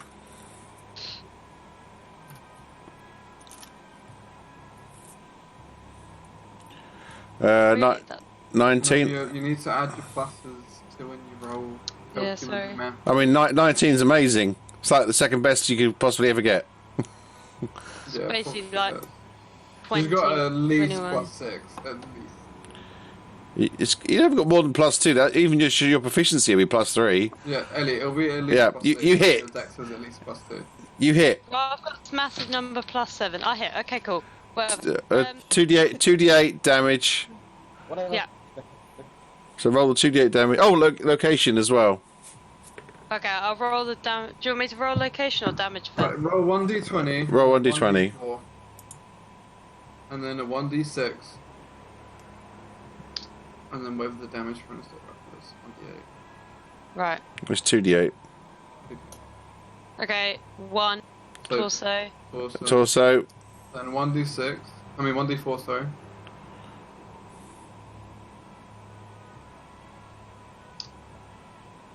One, so that's damage. electrical damage. That's good. So you're going to do 2d8 plus 1d6 plus your. That's it. That's it. Yeah, so roll 1d6. And then roll 2d8.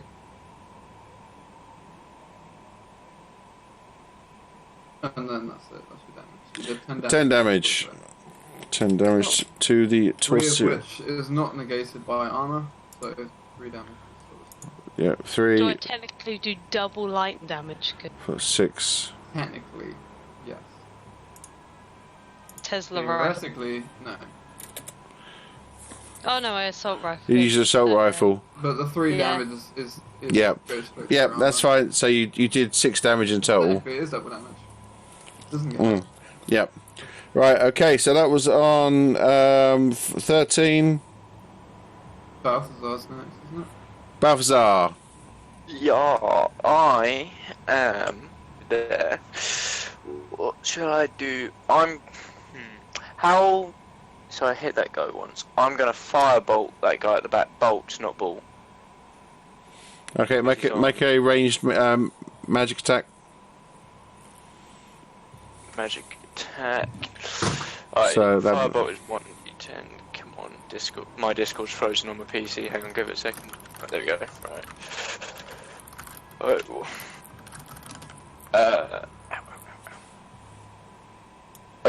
I got a nat 1. Okay. Your firebolt smashes into the wall behind. You miss completely. Great. Did you want to? Okay, Did you want to move into a more defensible position? Because at the moment you're exposed. Yeah, I'm doing that as well. I was just going to say, can I go essentially what Wolfguard has done, but on the others? Oh, yeah, actually, yeah, that's a good place. I like that, yeah.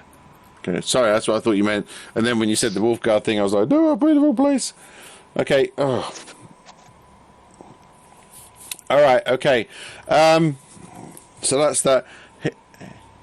This guy is going to try and make a run for the door. Fontaine, Yeah. Balthazar, Harold, you've all got attacks of opportunity on this guy. He's basically going to the door to try and leave and warns other people.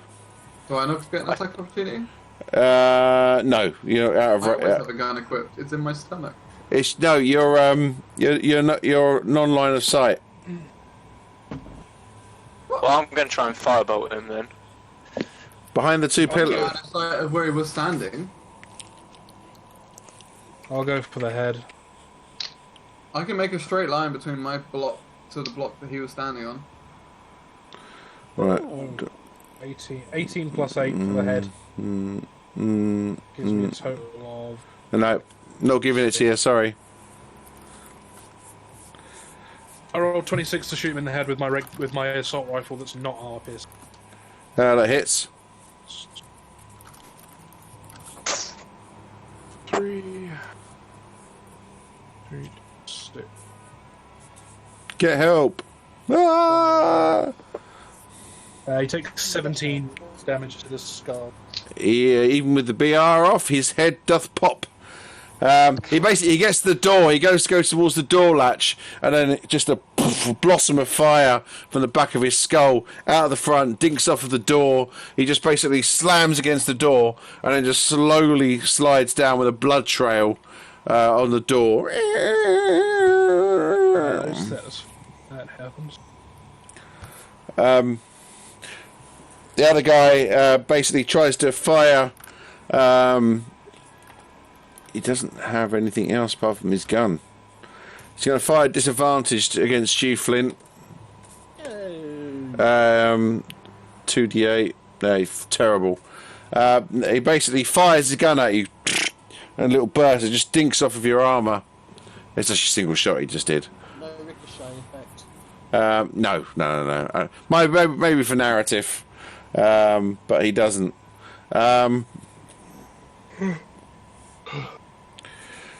He sees the other guy is dead, and he then looks around and he drops the gun, puts his hands up. He's the last one. He's the last one standing. He's not getting out of this. You can join the others. You would have stricken down. Please don't kill me. You're going to strip me down? Oh, you were bitching at Unit 1 about that before. Now you're all like, strip the bastard! Okay. Oh, I never bitched him. I was the one who stripped the first one. Yeah. Everyone else is, hypocrite. Okay, so you've now got 3 naked vampire spawn following you. Yeah, the other one does not, the new one does not get a gun though. The other 2 surrendered because they wanted to. This one surrendered because he was fucked. Yeah, he had no option to. That's true. Fucked, but this one was more fucked. Yeah. He was like, he had a room full of mates, and then he had no mates. He tried to fuck us over, the other 2 didn't. So? Well, that makes him bad. Oh. Maybe that makes him more of a fighter. Maybe. But, I mean, maybe we should give him a little stick for vampire intimidation. Okay. Well, the only way you can get on now is to go right through the door. There's no other room out of this. This basically looks like you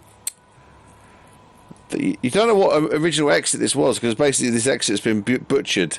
But this looks to be part of a sleeping quarters. But the construction is really strange. There's loads of panels, and loads of the walls have like a pyramid shape to them. You'll see on the next slide when we move to the next room. But this doesn't look like a building you've ever seen before in your life. It's really strange. Everything's metal, for a start. The floors, the ceiling, the walls. Yeah. So, and Zed basically asked Harold, while he was still in the room and in comms range, if your sentry unit could stay and stand guard over the door. Yeah, and then what he'll do is he'll relay messages from Zed and John to you guys, because his comms can't penetrate the shield of the building. However, with him standing there, he can relay them, act as a relay point. Crystal Palace now, then? Yes, you're inside the Crystal Palace. Yeah, hence why everything's a bit weird. And with half of us are wounded, we're almost out of ammo. And Brandon used only spell slot. Right, so don't forget, you picked up shit tons of 50 cal rounds from the 2 50 cal machine guns. I did forget. And also, these guys have all got loads of assault rifle rounds. So No minigun rounds, though. No minigun rounds. But your best thing to do is scavenge at this point. Right, I'm going to also fully heal, seeing as we're out of combat, using the million mending stones that I have. Before you do that, hang on. Who else? You don't need to use any spells. You can if you eat the blue fungus and wait 1 minute, it'll give you 20 hit points. No, it'll give you more than that. It will give you. Won't work for me. It'll give you 50 hit points. Yeah, that's why because I've already eaten one. I'm not doing anything else. So It'll give you 50 hit points if you just eat it and don't walk next to someone for 10 minutes. For a minute, it's green mushrooms just heal you. Yeah. It's 5. They heal you 5. Oh, you said blue. Health. Okay, you meant 5. green. Green. 5 hit points a round. You said blue, and that's why I was confused. Did I? Like, do they both heal you? No, the blue does damage. Yeah, right. Okay, so you meant green. That's fine. Yeah. Right. Okay. As you pause for a second and start going through the bodies for ammo and healing up, as you've now set the relay station up, you get another burst, because otherwise you wouldn't be getting any more bursts of experience data coming in. You suddenly pause for a moment and your eyes flicker as thousands more combat lives and deaths are transported into your mind. You can see loads of people trying to fight outside the Crystal Palace from the front entrances. The building is really weird. The shots just deflect off of it. Sometimes the shots don't even get as far as the building. Someone even fires a weird weapon. It's like a tube, and a huge missile comes out of it. It's almost like your micro missile launcher, but it's a massive thing, and it shoots across the battleground, smashes into the building, and just deflects. And you notice that before you die, that it actually deflects maybe a foot away from the building. So this is the building, and it actually explodes about here, and just ripples out. What you're saying is we need to deactivate their shield. Proof. By the way, Flint, your hand is going crazy mad right now. It basically wants you to move forward. It's really sensing where it needs to go. It's pulling you towards that exit across the room. The exit across the room? Yeah. So basically, if I put you here, yeah, that's the only exit that actually goes anywhere. No, I'd also like to take this few minutes that we're standing around to change my crystal from my minigun to my sword. Okay, well, you can ask Flint to do that. You can't do it. Fontaine. Yeah. Fontaine, sorry. Yeah, I'm just gonna She hasn't got time for that. There are crystals in the cave outside. You could potentially have enough time to do the sword on top of the minigun. I'll do that then, because the sword needs it. I get like fucking 4 attacks. Fontaine. No, I would happily do that. Right. Okay. I have enough time. Yeah, you have time for one more. Next time you have a brief stop, you can do someone else's weapon if you want, and someone else's. You can grab another handful of the crystals. So maybe do another 6 weapons after you've done his sword. So you got 6 more up.